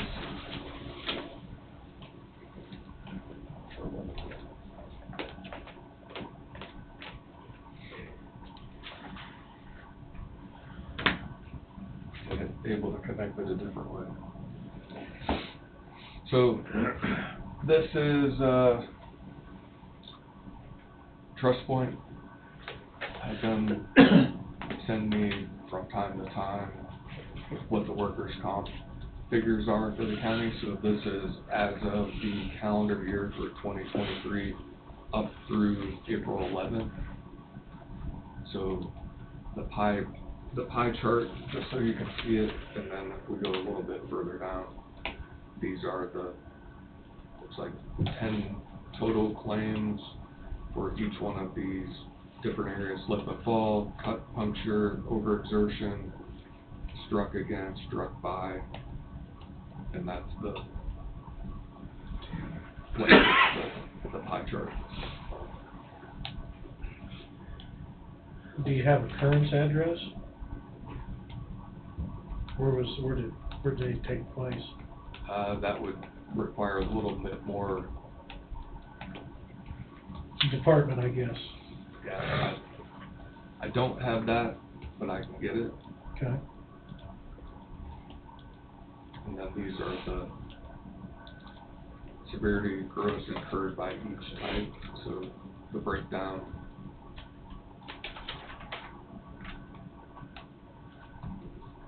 So obviously overexertion, 121,663. Is that the amount of dollars? I believe so.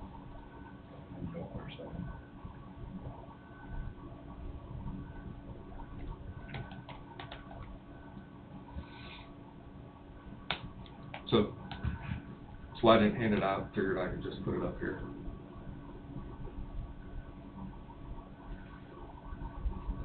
if you want me to get by department, I can do that. I know in one of their renewals, it was Road and Bridge and the sheriff's was the top two, but not that that's. Well, I mean, overexertion is something that a supervisor should know about. Yep. And that can be something done in training to help. Yep. Yeah. So, I noticed that as well, and maybe if we were able to get a little more information on the nature of the overexertion, what happened without getting into who the employee was, that might be helpful to get a general understanding of how this ended up being a workers' comp claim. Right. I mean, even the slip and fall would be a good one to have too, information on it. Right. And going back, 3 and 2, 3 slip and fall. Last year? This year. So far this year. So far this year? This is this year. Oh. In 4 months. So, someone might just be clumsy like me and just walking through the parking lot. Well, I mean, if it's something that can be taken care of, I mean, we've had. Yeah. Once again, it's about training. Surprised we've got that much overexertion before hot weather gets here. I don't know at all. What's overexertion to some people isn't to others. Yeah, but apparently we went to the doctor about it. Yeah. Yeah. You know, that is, I expect that in July and August, you know, but maybe not. I can get overexertion going back and forth to executive session. You're not the only one. The elevator sitting. Or training how to use the elevator. Yeah. All right, so now we're gonna go to modern era. Oh, dear Lord. And with the caveat that there's a part 2 to this, but I'm not gonna show part 2 because we'll call it option 4. And option 4 deals with the air handler and replacing the entire air handler. And if that decision is made, then with all due respect to Modern Air, that would need to be bid out, and I would want someone to have Their pricing. a competitive advantage. So that, for right now, this is where I'm starting. So, as I think I mentioned last week, if I didn't, we have some issues with the air handler. We've had one of the compressors replaced, I don't know whether it was earlier this year or last year, and now there's 2 other compressors that are defective and out. They'll need to be replaced.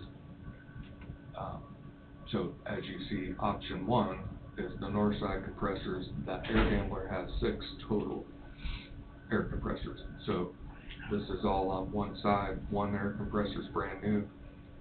The other 2 are basically shut off, and it's operating just with the one air compressor on that side for Which now. is putting more stress on that one compressor. Well, yeah. So that's that issue, and that'll have to be figured out. And as you see, the price tag for that, $14,685. Option 2 is repair coil on the south side, and it says no guarantees. So there's a coil on the south side where aluminum and copper meet. Now, the issue with that, why it says no guarantee, they can attempt to fix that, but because of the way that aluminum and copper, when they meet and when they solder, sometimes it takes, sometimes it doesn't, and that's the best way. They can describe it a whole lot better than I can. I talked to Travis and he explained it to me. He said, it's sort of hit or miss whether he can make that work or not, especially where those two meet. So that is something that is $2,500 to $3,000. Option 3, replace upper coil on the south side. If the coil repair does not work, have to replace the upper conditioner coil on the south side, and that's $12,398. So the issue becomes, I would look at it as, based on my conversation with Travis, is option 2 should be option 1. And he's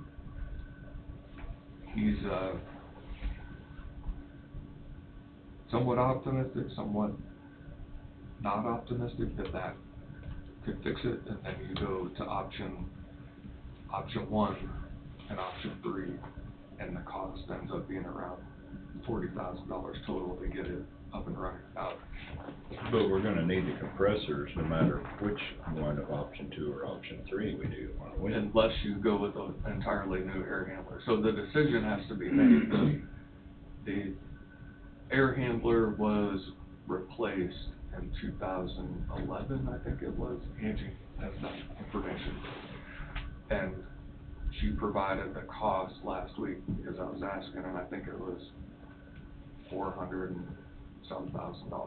411 is what number comes to mind. Went over $1 million now then, I suppose. Well, so if option 2 is successful, then you can replace the compressors, and you're looking at $40,000. Okay. But what they can't, and this is a question that was asked of Travis, what he can't say from Modern Air is, will that be a fix that lasts you another 10 years, or will it last you another, and that's the... Answer that question. Yeah. Well, aluminum doesn't, even if it's just soldering, it doesn't like being welded or soldered the first time. Yeah. Then you start doing it over, and yeah, it can work, but I understand what he's saying, because it just doesn't weld the same after the first time. So is it worth a shot to try option 2 and see if that takes? If that takes, then I think you're operational on the other options for a while. And because I'm not an HVAC guy, and I know I had Barb in on the phone call, and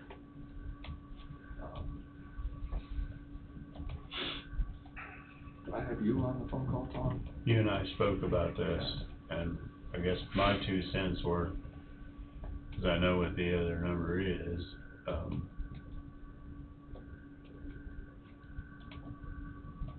my concern, I had to put myself, if it was my house, what would I do? And it's like, no guarantees. I get why you wouldn't, but I don't want to be stuck in July 30th and the whole thing shoots craps and you're scrambling to try and fix it again. As we all know, we've been nickel and dime here and here and here. Well, more like A few more nickels and a few more dollars. yeah. So quarters and dollars. It's been a slush fund for Modern Air. So well, your it's thoughts, not their fault. It's Right, just, exactly. we got an old system here that's going to have to be. So your thought, Tom, is replace that coil, and I mean, is there a reason we don't, if we replace the coil and replace those compressors? There's 4 coils over there, and there's 8 or 6 compressors, so you're just putting parts in there for now. You're slowly rebuilding the whole thing, or do you just buy the whole thing and start over? It's basically my thought. Yeah. To replace the entire thing, here's sort of another additional consideration. at a minimum 32-week lead time to get a new air handler. So we probably need to try to do something to ensure having cool air this summer. Well, yeah. Is there any way they'd give us an estimated bid on changing the whole thing out, rather than just an outright quote? So the issue will be, does it have to go out for bid? Yeah. Because if it has to go out for bid. To me, that'd be a bid deal. Then I'm not gonna Yeah. discuss the other figures, because I think that gives somebody a competitive advantage if that's what happens. How wrong is it to put it out for bids and have the right to refuse because it's too high and we back up to this? I don't think you have time to back Just up the to this. timeline. You're gonna be hitting 100 degrees here in another month. It's gonna change pretty quick. Yeah. Instead of 32-week lead time on a complete unit? Yep. Really? That's Quite a little while. year and a half. Yeah. 52 weeks in a year, right? Yeah. 8 months. Or 6 months. 6 months, excuse me. My mind went the other way. I don't, went to no, months, not- no guarantee is just on weeks. option 2, is that correct, Wade? Nope, no guarantees. On any of those? I think there's more of a probably a short time warranty on option 1 and option 3. Well, I guess my concern is, you know, the difficulty of soldering copper or aluminum together, and I don't know, sometimes just open a whole new bag of problems That sometimes. aluminum's pretty touchy. There's a point where it's just right and too hot. So the condensing unit, I guess, is what I call it the air handler, but it's a condensing unit. For a new condensing unit, Modern Air does have a discount built into their quote, but that's a quote that I'm not gonna, for competitive advantage reasons. Okay, I get it.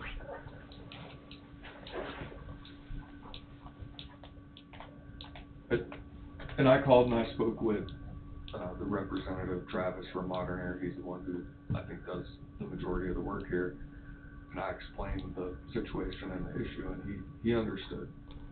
He knew that once you get to a certain threshold, that it would potentially require bidding and.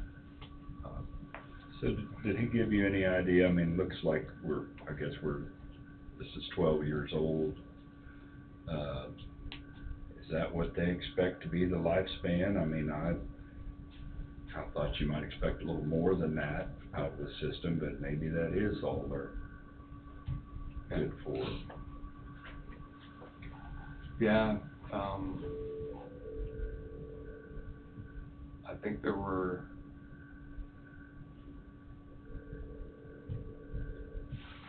some things that if they put new compressors on, they'll make some modifications so that what happened to cause the current compressors to fail, it doesn't happen that way again. I forget what they call it. Fail safe. Yeah, there's some low pressure valves of some sort.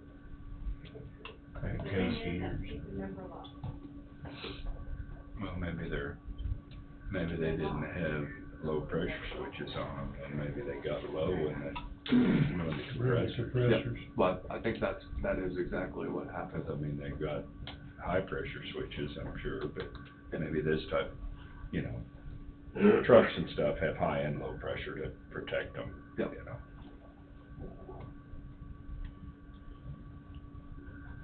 So we could get. I mean, regardless, we've got to replace the bag compressors. Yeah.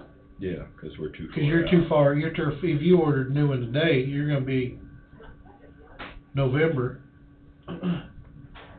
before you even get it. Well, $10,000, not quite, I guess. Nine to 10,000 cheaper to try soldering it versus putting in a new coil. You know, this may have just been a faulty weld to begin with that's finally failed. It's lasted 14 years. Yeah, I mean, maybe,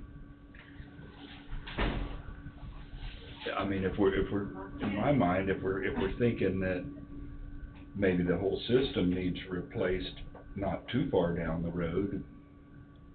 Why replace the south coil? Yeah, why put any extra in it that we have to? There's 6 compressors, is that right? There's 6 compressors, so you're looking at around 90,000 if you replace all of them. Well, he used to suggest we replace the north side right now. Right, but I was just, Yeah, yes. we don't know if the south side compressors, if they're next in line. Yeah, They may still work for. Yeah, this is for 10 more years. 2 of the 3, right? Because apparently the north one is, one of the north ones is what is still working in, is that how I'm reading that? It was the one that was replaced last year. Okay. So if you go out there and you look at them, you can see the one shiny one that's there and is operational. There'd be 3 new ones in the north, Right. and no new in the south, other Right. than patching the coil. I guess my thought would be to do option 2 and option 1. I agree, that's the cheapest route right at the moment. we'll see how it plays out. Do we need a motion? To authorize and direct Wade Bowie to continue with option 1 and 2? Yeah, I think, so I have,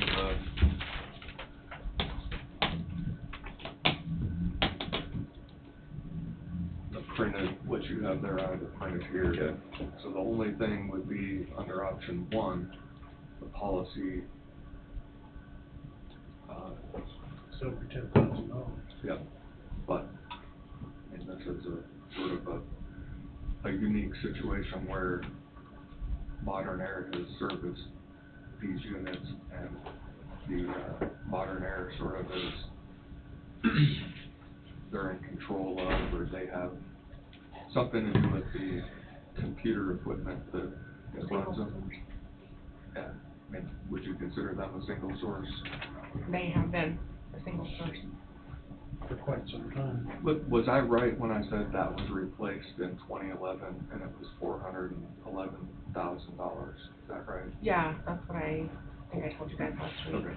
I don't want to misstate the numbers. The whole system. That's the entire system, yeah. And last year we looked it up, it was an astronomical number, what we'd already spent on this system since I come in here. Yeah, but that's everything down the basement, Yeah. put out to there. Yeah. Yeah, Yeah. But, and yet here's another 15,000. So, So is the south side working, or is that, South side is working. okay, So in 2011, was that everything inside of the building replaced too, was part of this 400,000, or just the units? Well, we did a whole HVAC remodel. The whole thing? Yeah, all the vents, everything throughout the building were all replaced. Okay, so we So, wouldn't be looking but it at was that more again. than that. Yeah, so we wouldn't be looking at that to No. replace I mean, we wouldn't need to replace our ductwork and everything, you wouldn't think if we did, whenever we did buy a new system. It's still pretty. I'm sure it's gonna cost that Yeah. much again, because everything's doubled or tripled, so. So I wanted to make sure if I brought it up with this discussion first before you graduated to Yeah. throw out bids, so. Long term, yeah. And this could just be a Band-Aid, and what's gonna transpire, especially with your south unit, with redoing of the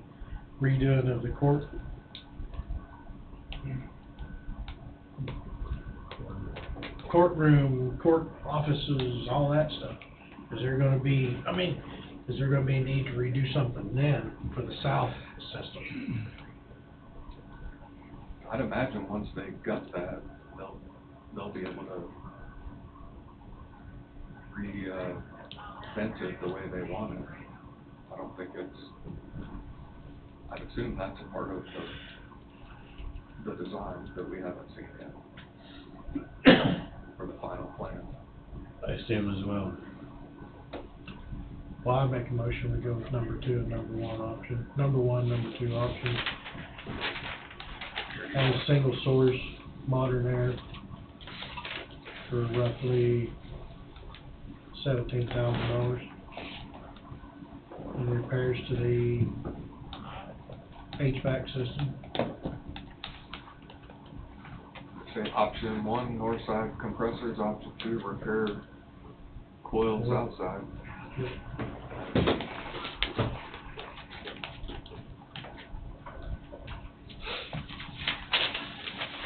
We want to note that it's for 2 of the 3 north compressors, so. Oh, 17,000. 685. But they're saying it's 2,000 to 3,000 for the repairs outside pool. Should we say not to exceed Not to 17,685? I'd say not to exceed $18,000. So if option 2 doesn't take, then do they have the permission to go to option 3? You don't have an option but to go number 3. Yeah. So I mean, that probably needs to be, because I'll break out the JB weld at that point. Bubble gum Well, and duct tape. GB Weld does a lot of stuff. It does, it's good stuff. But it's kind of like soldering, sometimes it takes, I know. sometimes it don't. I know. Flex seal, I'm assuming? Flex tape, that's right. Save us a lot of time. Do that. So you probably want to have, No more That's than all 3. $30,083. They're all 3. but then at the very bottom it says any additional refrigerant needed will be extra. They can write it off. Tell Travis, he just have to not get his, bonus check this quarter. Tell him I said so. That's expensive. Yeah, refrigerant's not easy, and I know they just pump several pounds of refrigerant. They're selling stuff in vehicles by the gram now. Yeah. The new stuff for the Dodge pickups. You don't wanna buy that. So they've come out with a new one now. Yeah. So you wanna say option 1, north side, and option 2, option 3, I don't know what to say. I guess what to if just. option 1 and 2 fail? Yeah, if all else fails, back up and punt. Well, I think if he goes with Two option fail. 1, 2, he won't go to 3 unless option 2 doesn't work. Right. That's my understanding. Right. But he wanted to put option 3 out there just.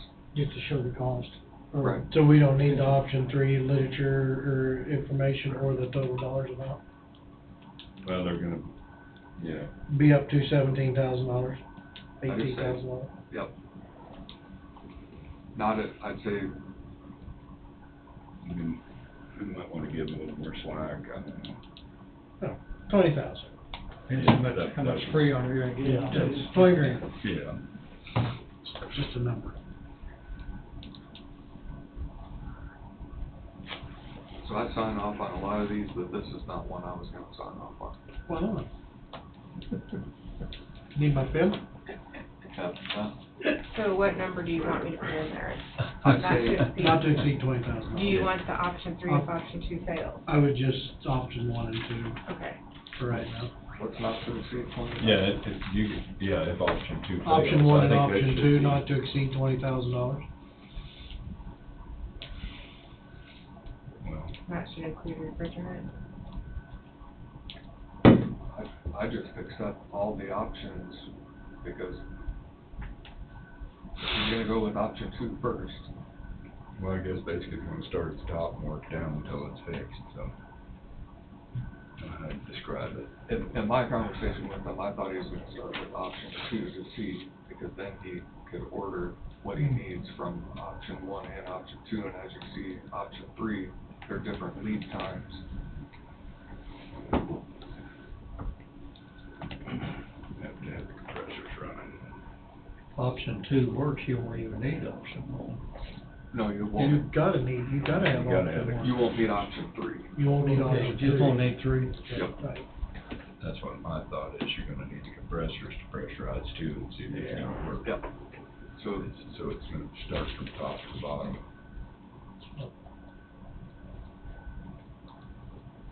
so then you have, whatever the total of those 3 are, not to exceed option, 3 options with the total not to exceed $30,083. £30,000, yeah.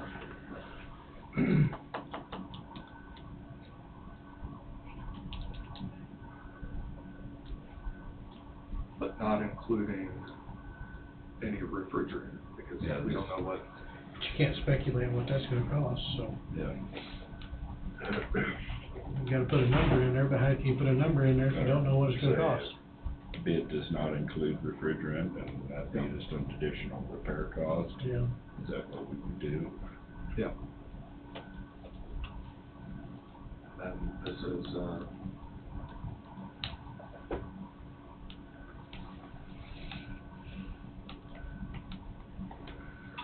reference to the sole source.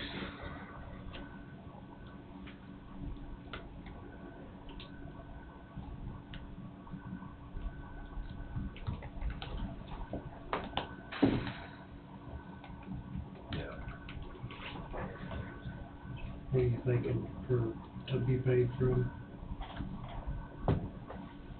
Maintenance, is that what general maintenance, or do you want? We haven't got a maintenance one set up yet, have we? Yeah, we do. It's under the general fund. Oh, okay. Or if you So wanna there's do a- Courthouse General. There's been a line item for all the HVAC type things, and I put it under, I don't think it's on that sheet, but it says HVAC maintenance and repairs. And it's what, something, I've got that sheet over there, 315 or 316. 315,000? No, the line item. Oh, for all- the number. So everything that has to do with That's gonna be- HVAC. Me too. I will pay from there, sounds good to me. But there is an issue that's gonna have to be addressed one of these days. Yeah. And that would probably, a big ticket item like the bridges and so on and so forth. Yeah, we need to plan for it. Need to plan for it. Well, it Yeah. needs to be planned for similar to the radio towers. Yes. And have a equipment reserve for the courthouse type.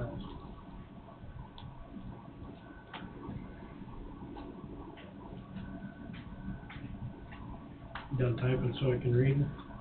Yeah, I'm looking for that actual line item he said. There. There it is. Move to accept proposal number 6755 from sole source vendor Modern Air with 3 options. Option 1, north side compressor, and option 2, repair coil on south side. Option 3, replace south side, replace upper coil south side in the total amount not to exceed $30,083. Not including refrigerant. Funds to come from general fund, maintenance, HVAC repair, line item. So move. I'd second that. Moved by Hughes and seconded by Thompson. Any further discussion? All in favor, say aye. Aye. Motion passes.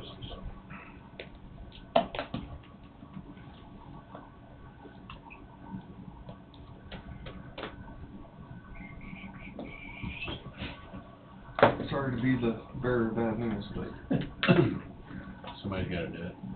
yeah. Yeah. It was causing lots of problems last summer and we're running into summer again. Yeah, well, trying to get it figured out. The only other thing that I have, no executive sessions. On the county attorney side, you'll start to see some invoices flow through the May 22nd, whatever week that is.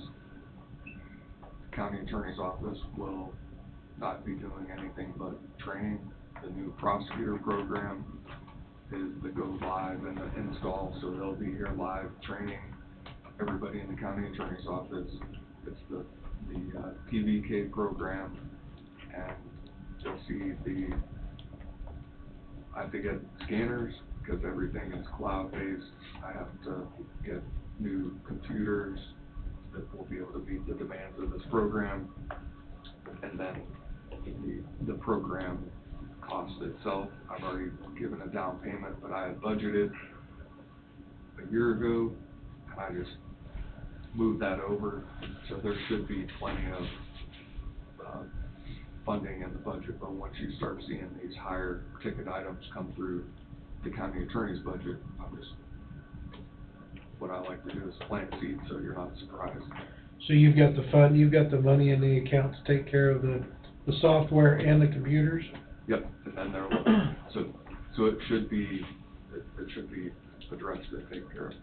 Just, I mean, these scanners cost somewhere around $800 to $1,000 a piece, and I have to have 3 or 4 of them. The new computers, it's an upfront cost, but I've not spent any money on anything really in that office other than just general office supplies, and I've done that intentionally.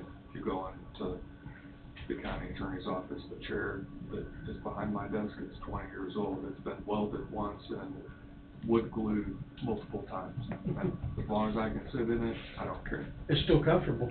It is still comfortable, and so Yeah. So many times I think we get new stuff and it's not as good as what they already had, as you and I talked about one day, there are hand-me-down file cabinets, and they are battleships, and they roll. They're like an like brand new, old school Cadillac for me, because the ones we had prior to that, you tried to pull the door out, and I thought the whole thing was going to fall apart, collapse. So I try to be fiscally responsible. New doesn't mean better. That's right. So just heads up when those bills start coming through that it's out of necessity. And that program, Allen County, Anderson County, Franklin County, Osage County, Lyon County, Butler County, those are all counties that I'm aware of in our immediate adjacent area that are going with that same program. So it's not like I'm doing something outside the norm from other prosecutor offices. Sounds good. To piggyback on Wade there on the spreadsheet for equipment replacement, I had started a spreadsheet a few years back on equipment replacement.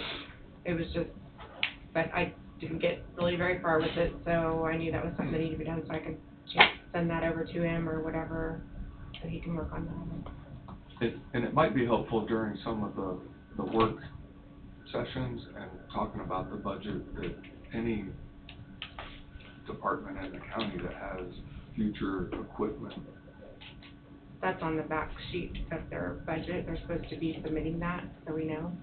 Right, but I'm not sure, I think just to have, maybe get everybody together and say, hey, here going into the future, we have this need that we're gonna have to deal with, and we need to make sure that it's addressed in the future instead of. Yeah, Richard and I were talking about that earlier, because that helps us know how much money, where we need to be looking for money to fund it. So that's all I have.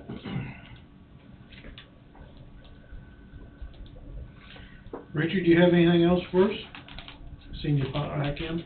Well, I was just didn't know work session wise if what you guys were gonna talk about, and it's basically that same thing where figuring out how much, when, where, on what I have as far as going forward, how things look. And if you wanted any other questions, answers, comments on the jail money, whether we should, shouldn't, how things should work. Well, I just thought, and my thinking was somewhat correct, that with the rising of the interest rates, the bond rates are dropping some. I just didn't want to be in the dark, and I thought maybe we should have an update on it and see if it was feasible or not.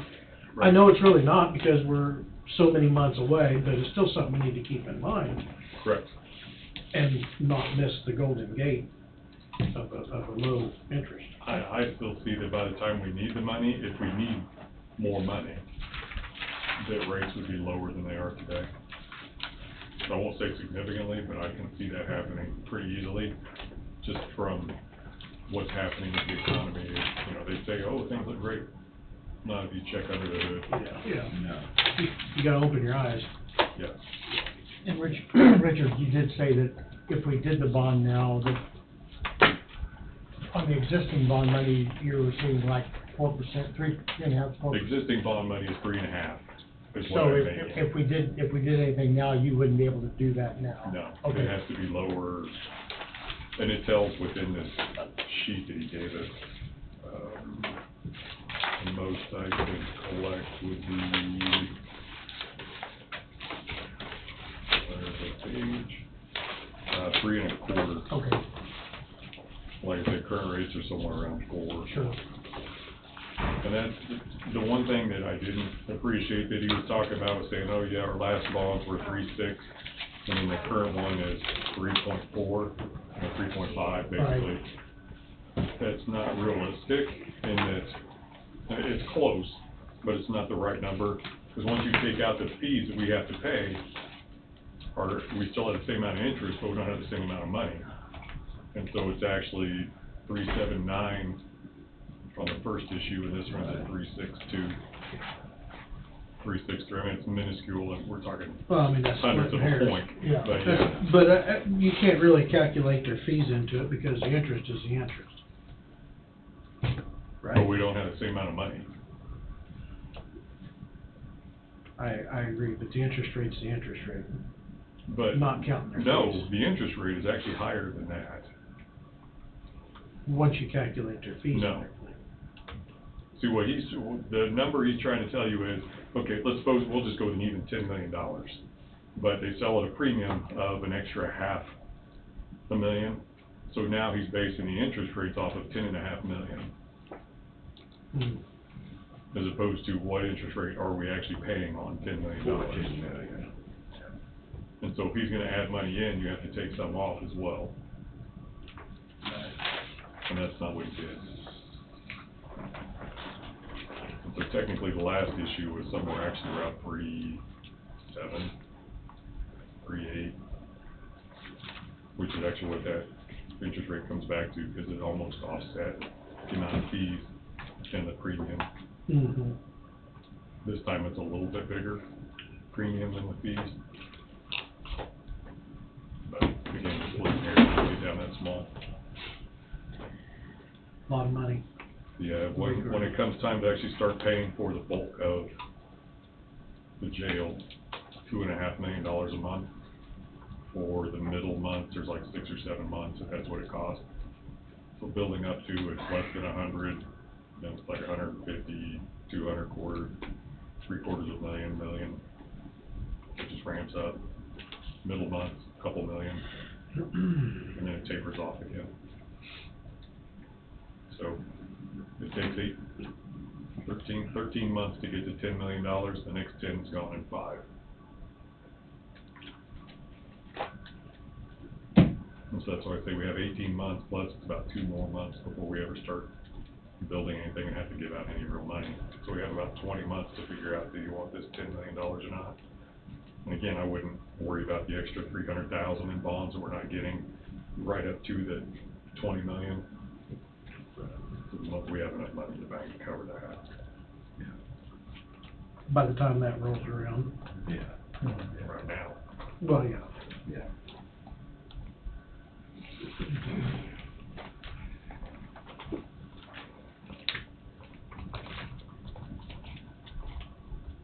But,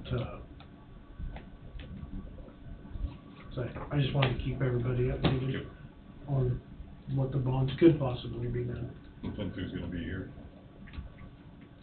Yep.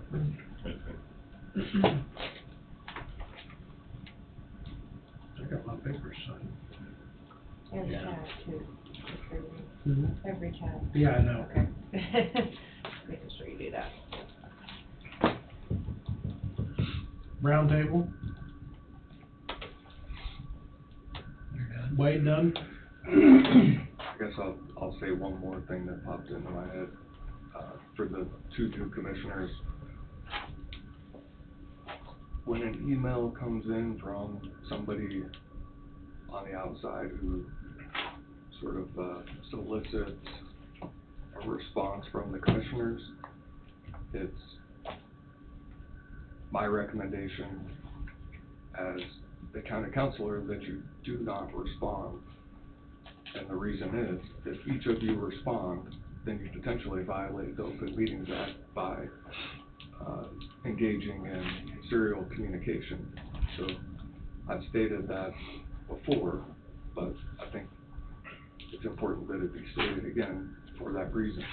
And anybody who has a comment that they need to bring up with the governing body, any citizen can contact the clerk and request to be placed on the agenda to bring up whatever their concerns are with this body, and do it in a public setting. So I thought that should be stressed once again. Right, so if, let's just say an example, a person sent us an email, and it was a person in my district, then is it okay to contact them by phone if I felt there was a need to? Yes, the key is that you don't then contact other commissioners. Right, right. And that being said, I did have, I mean, to your point, I did have someone reach out by email because they didn't have my telephone number. That was in my district, and I did return the call on that, because the person asked if I would return the call, and so I returned the call. Yep, so there's nothing wrong with that, it's when you hit reply. Oh, I see. All to, So then it goes out to everybody, and then the email was sent to. well, yeah, so if it's sent to everybody all at once, and you reply all, then everybody gets it. Now you're potentially getting in the danger zone where you've had a meeting that's not been announced, and that's where you get it. And if you're contacting your constituents, or they're contacting you, and you're talking to them individually, then that, I mean, you should be able to do that. Right. That's more than appropriate. But it's then when you get into, it used to be the phone tree, where you contact somebody, and then you contact Dawn, and then Dawn contacts Steve, and so on and so forth. Well, you've ended up subverting the Open Meetings Act by having basically a meeting behind the scenes without discussion. So that's its own thing. So, yeah, that's the only other thing, because we do get emails from time to time, whether I'm included on them or not. And there's sometimes an insinuation that you don't respond to topics that somebody has that they feel is important, and important topics can be discussed in an open session. Right. Or you can talk individually and then update within these chambers.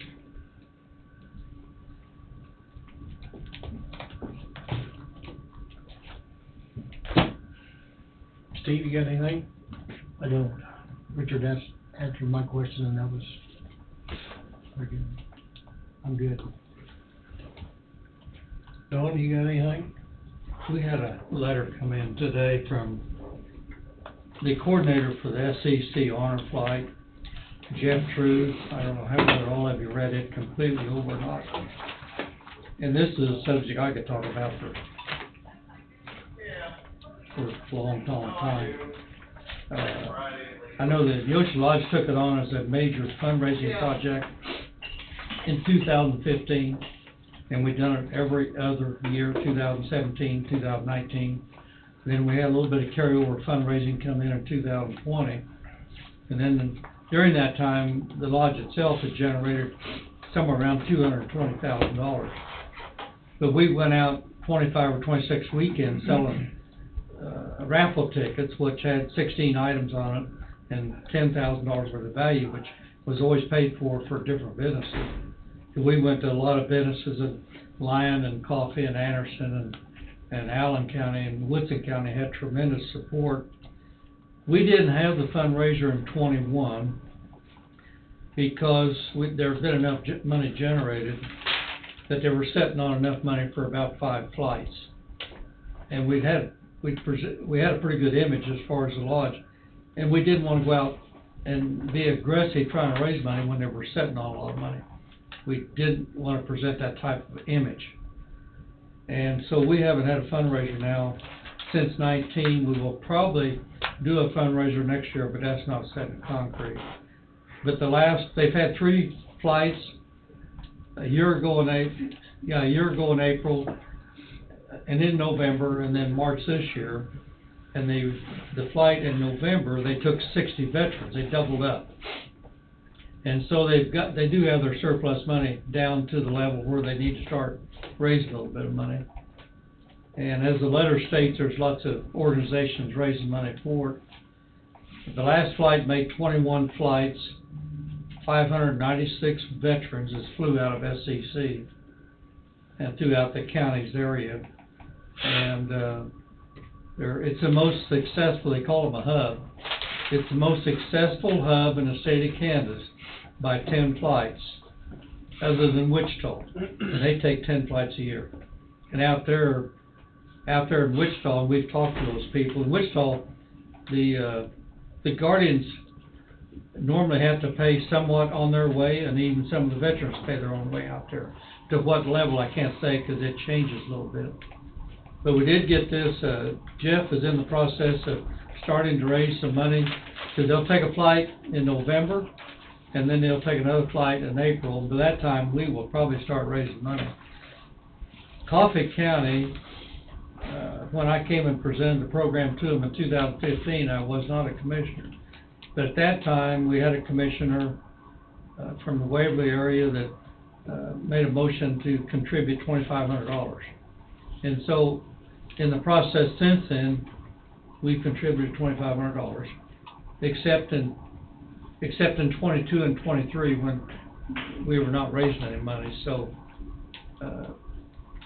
it used to be Coffee County students only, but as our enrollment has dropped off a little bit, as you notice in this letter, the Guardians that's went with them has been from not only Leroy, but also Waverly and Lebo Burlington School.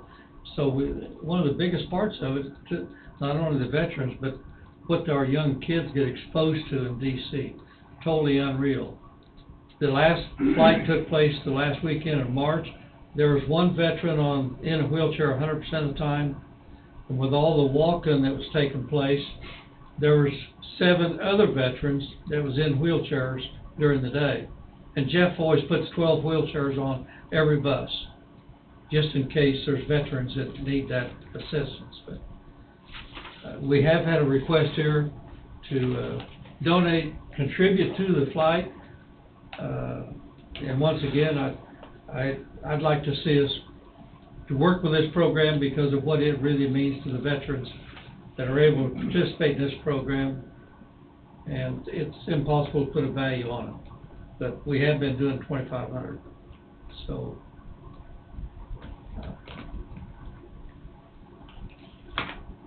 I guess I'll kick it off on behalf of the Coffee County Commission.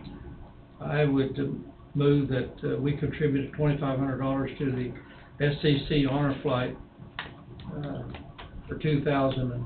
23. I would second that. Motion's been made by Don, seconded by Thompson to donate $2,500 to the Veterans, SCC Veterans Honor Flight. Any other discussion? All in favor say aye. Aye. All opposed? I forgot to say aye, sorry. Okay. Motion passed. I was actually looking toward Angie to see where we normally Sorry, pull that money from. Oh, well, you should've slapped me. No, Wait a minute. I thought the last time, a little, no, I'm not gonna say. I don't recall where we pulled that last time, Angie. I'll look here. Then you'll have to go back to 21. Maybe you have to go back to 20. I'll tell you in a minute here.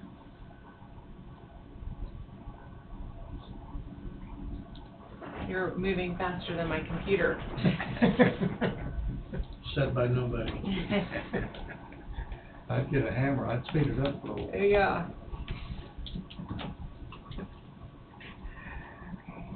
Maybe it's under Southern Coffee County Honor Flight? Unless it wasn't made out to the.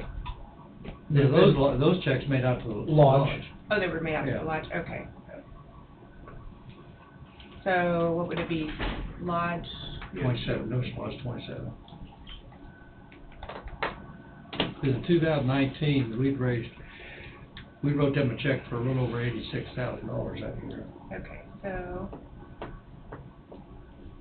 The thing is, a in little bit down. 2020, you paid $1,500 out of, Well, Wade's been involved and so's Tom Johnson. yeah. And this particular one was paid out of special law enforcement. And Wade's has been out of, And then the Diversion other fund. 1,500 was paid out of,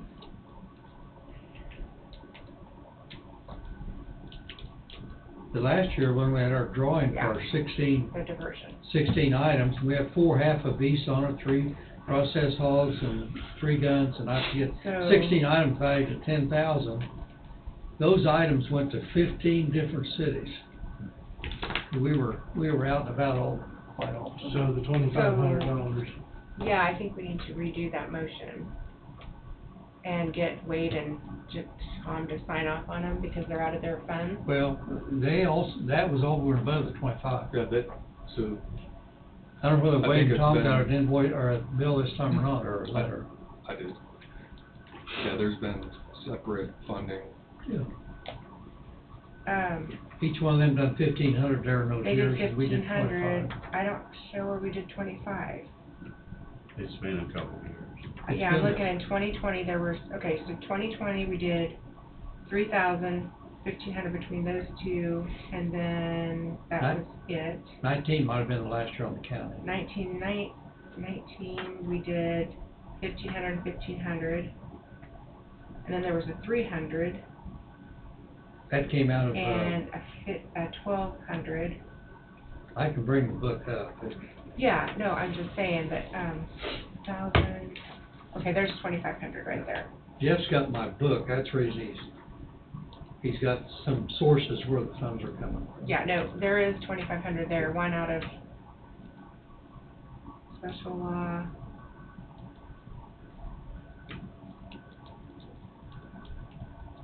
The There's a lot of 300 lines to look through. 300 come from the economic development. Okay.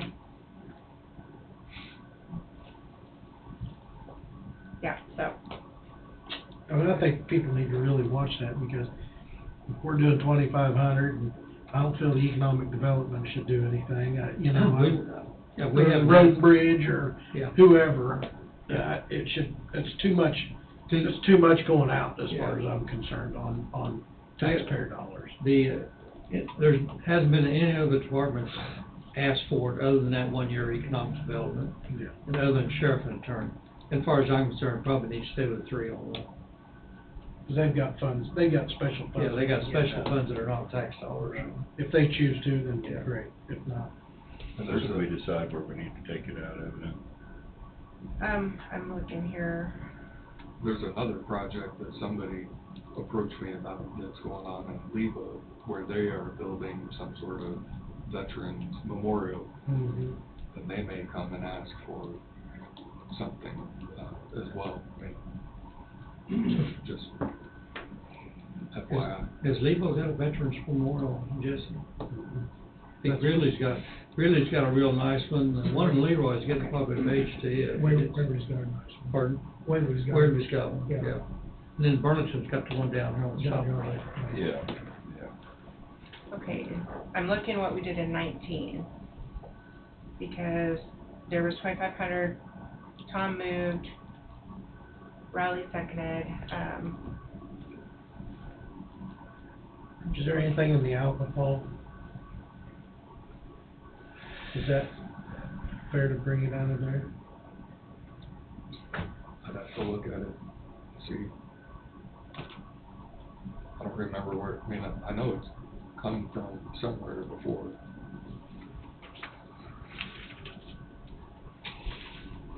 I don't think that's on the sheet. I could look at my records when I get home and give you a call, but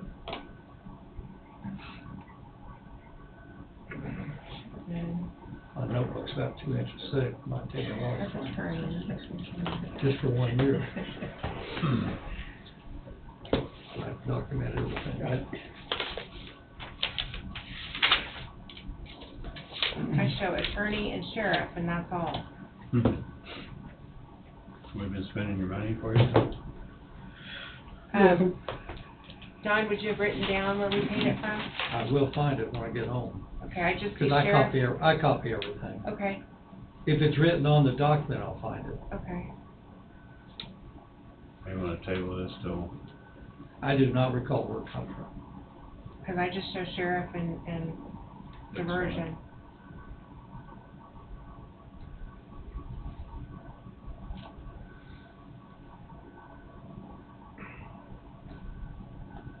Diversion 1,500, and then sheriff 1,500.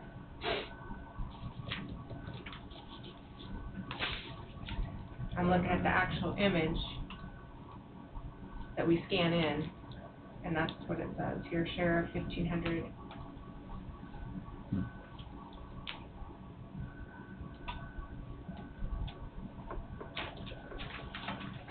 Well, it could be tabled till Friday at 11, what time? 8 o'clock? Well, we were gonna talk about that. Oh, 8 okay. o'clock Friday. Do you wanna, we could do 9 if we do payroll first, if you wanna do 9. Oh, instead of any. Yeah. But didn't Tom needed to be in. Tom You have to needed- be gone? I would like to be gone. Okay. I'm So coming in To sign checks. because he's Yeah. gonna be gone. Okay. So I you think wanna he's got, start early. you have family coming in. Okay, so if you Yeah. wanna do 8, still that's fine, I'm I just would like saying to. we could, I would okay. like I can do it. I'm good with 8. Okay, That's fine. that's fine, we'll That's what I got. continue I'll try to on with remember 8. 8 o'clock. Okay, yeah, I may I'll not give you a have quick buzz. Yeah. everything give me a ready over quick there, buzz. but I'll be working on it. I've got it marked down on my calendar. I do too. I do too. No tea and donuts, tea, coffee, and donuts for 8 o'clock? Yeah. It's a BYOB. BYOB. All right, we're gonna table the honor flight, $2,500 contribution. Did you have anything else, Don? No, I'm done. Mr. Wade? Cut out there last Monday to go to the Southeast Kansas Works meeting in Emporia. They're, what I feel is a good program, and they're expecting more cuts from the government on their programs. They took a pretty significant cut, like, maybe not exact, but almost 20% last year, and hopefully it's not gonna be that bad this year, but they've got, they're struggling with part of the qualification of getting the federal funding is all these checks and balances are in place. They've got some specialized people that have to look over their funds that are really expensive. I mean, they're kind of strangled by regulations like, but I realize why those regulations are in place too. So anyhow, they're trying to maintain the level of service they have now on less funds. That's all I've got.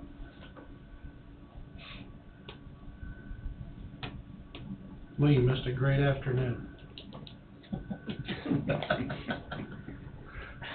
Tom? Something too good, I forgot about it already. Well, we had your interview. That's right.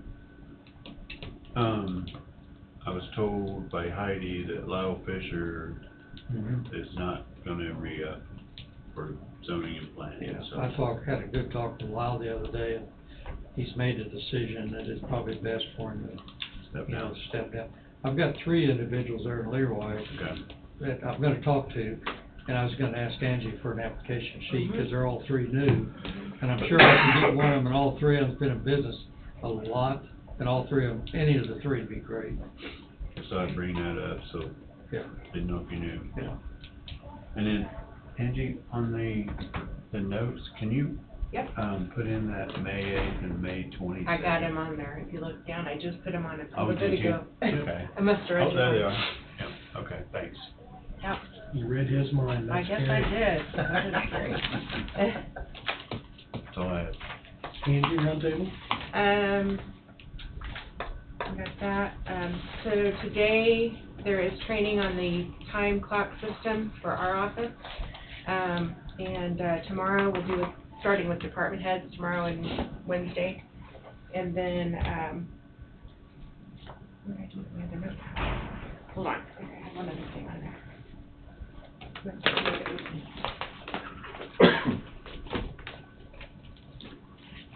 I don't have anything else. Hang out. Waiting for me. Nope, that was it. And then we've got the, like I said, May 8th and May 22nd work sessions. I just thought might be a good Then- thing to have up there, Yes. and remind everybody each week. And then we'll see you guys Friday at 8 AM to sign checks and vouchers. And, we'll do payroll first, because then we can go ahead and get, there's just a handful of payroll checks, most of them are direct deposit, but I figure when we get the other checks to Richard, if we don't get them in Friday's mail, we'll post date them to Saturday, so they'll go out the 29th, so it won't be a big deal, so. Okay. And then that's all I had. Very well. Only thing I had was, our lovely email last week. I guess everybody got it. If not, I can forward it to you if you'd like it. I was privileged. Privileged to get it? Yeah. Well, I received a phone call as well, and so, to my office, and was kind of harassing. So I challenge anybody that wants to call my office and harass my employees. It will be, not fun. So, Maybe I missed it, maybe I didn't see it. yeah. So anyway, it was quite interesting. So, Richard, the piece of paper that was come through the commission last week about your office.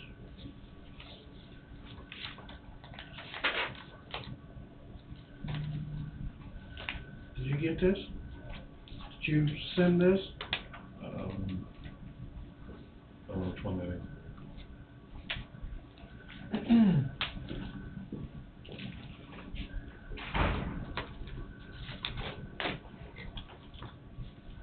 Yep, that's me. That's you, okay. I was just curious. I was just gonna step in there, a couple things that I didn't realize there was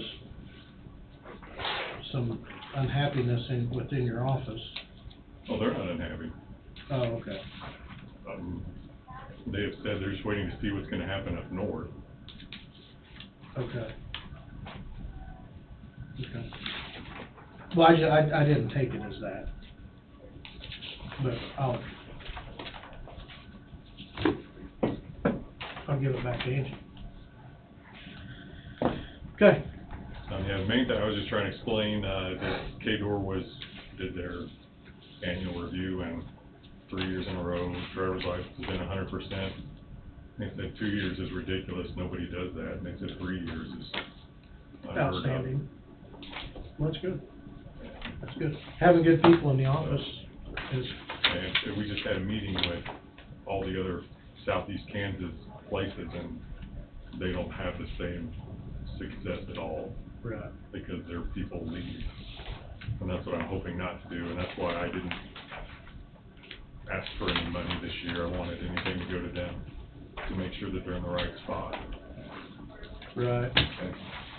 I did have one complaint from a taxpayer. Come in to get a driver's license renewal, and the comment was made, there's nowhere in the state of Kansas that you can get your driver's license renewed without having an appointment. Was stated to the individual. And, I mean, this was here probably a month or so ago, and actually, Emporia's There's some appointments places- come first. but Right. You can do And their appointments book them up, and people sit there and wait all day. So Right. you technically know that is an incorrect statement, so Okay. I'll make sure they don't say that again. Okay, because there was nobody there, and so the individual was very peeved off that the statement was Well, made. yeah, there's. Because he had turned around driving before, he got it done the same day he was sitting there, so. Right, there's a difference between when someone comes in and nobody's there that minute, but somebody has an appointment that's supposed to come in. Right. And we only have one person that can log into the system at a time. Right. And so we can't have, 2 or 3 people in a day, you don't just get up, go get in. Right, I think that somebody just finished getting their driver's license, so the individual was there to do it, but Right. there was no appointment, so. Just wanted to make sure which We'll was get that the fixed. way to do it, Right. so. But, other than that, that's all I've got. What's this? Yeah, I'm just gonna carry back. The hospital delivered those. Invite you all to come see the new MRI they have. I hope I never get to see it. It's for the larger, For the fat guys like me? well, no, but it's the bigger MRI, so people who have maybe Phobia? They got me the old phobia one, I swore might be able never to do again. it better. I don't think I'm claustrophobic, but I'm too claustrophobic. Yeah, for that's a pretty neat machine. And I hope it's quieter than most of them, because it sounds like somebody dropped a bag of hammers down in there while it was running. I don't think it is. It's probably loud. Yeah, that looks like the one up at Topeka.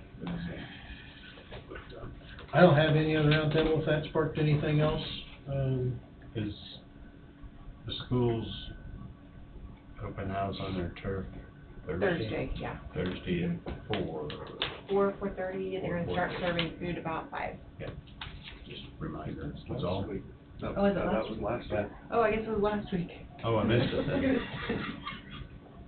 Good burgers. Were they good burgers? Yeah. 420, 420. Oh. Did we get the document back from him? Yeah, I'm gonna put it in the file.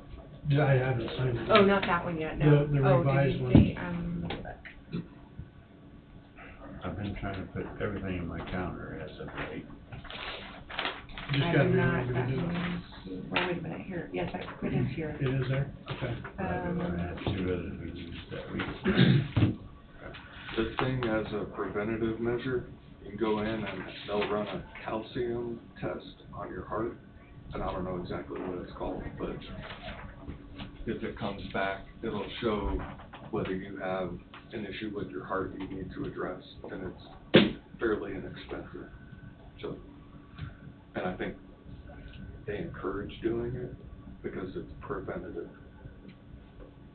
So, Insurance will pay for it.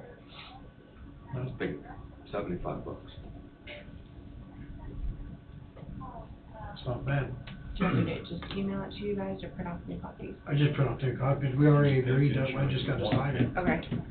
And he had to make that change in there. Okay. I think it was him, wasn't it? Yeah. What I was told. Yes, a lot cheaper than $10,000. Okay. Yeah, I had moved it up to 6 inches. 6 inches, yes, That's that's right. his recommendation to the board. Yeah. So as soon as I get that, I guess we can. Did we finish signing that stipend for the, maybe we did. Oh, I've not been back over there to grab it. Yeah, it's not signed. Yep. He's got to sign it too, so. Well, maybe we don't need to do it now. No, I think he's right. We made a motion so the check can go out this week. Oh, yeah. Right. Waiting on Wade. Comes with that country music song.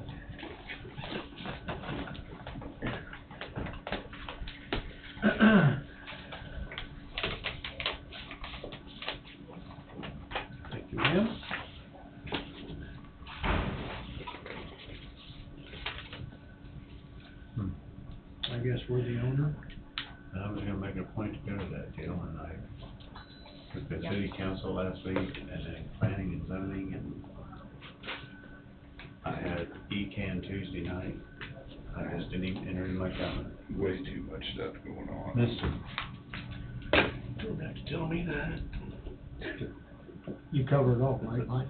It's impossible. Yeah. Yeah. You just can't get everything, can you?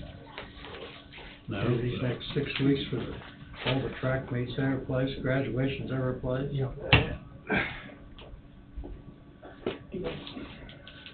Our SCC graduation's the 13th. I don't know where everybody else is at. It's about a week early. Ours is the 13th. 14 years on Sunday. Yeah. Everybody's either the 13th or the 14th. No kidding. In Coffee County. I think it's, Jim. Okay. So just one spot in this document. I created the attached final document. Yeah, whatever that says. I mean, I changed it to the. Yeah, I think that's. Keep that. Yep.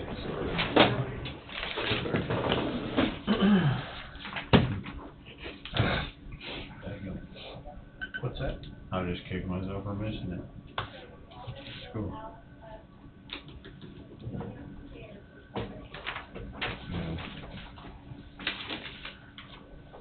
I had that truck accident Friday and forgot to go to the funeral on one of our graveside service on Saturday. So talk about having remorse over forgetting something.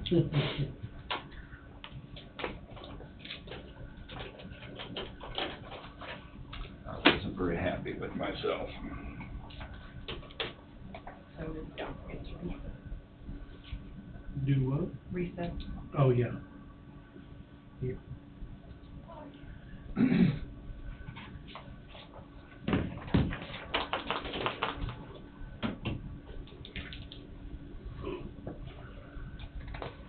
right, that was our last piece of paperwork. Nobody has anything else, we will recess until 8 a.m. Friday morning. Throw the switch. 51? Oh, yeah, 151.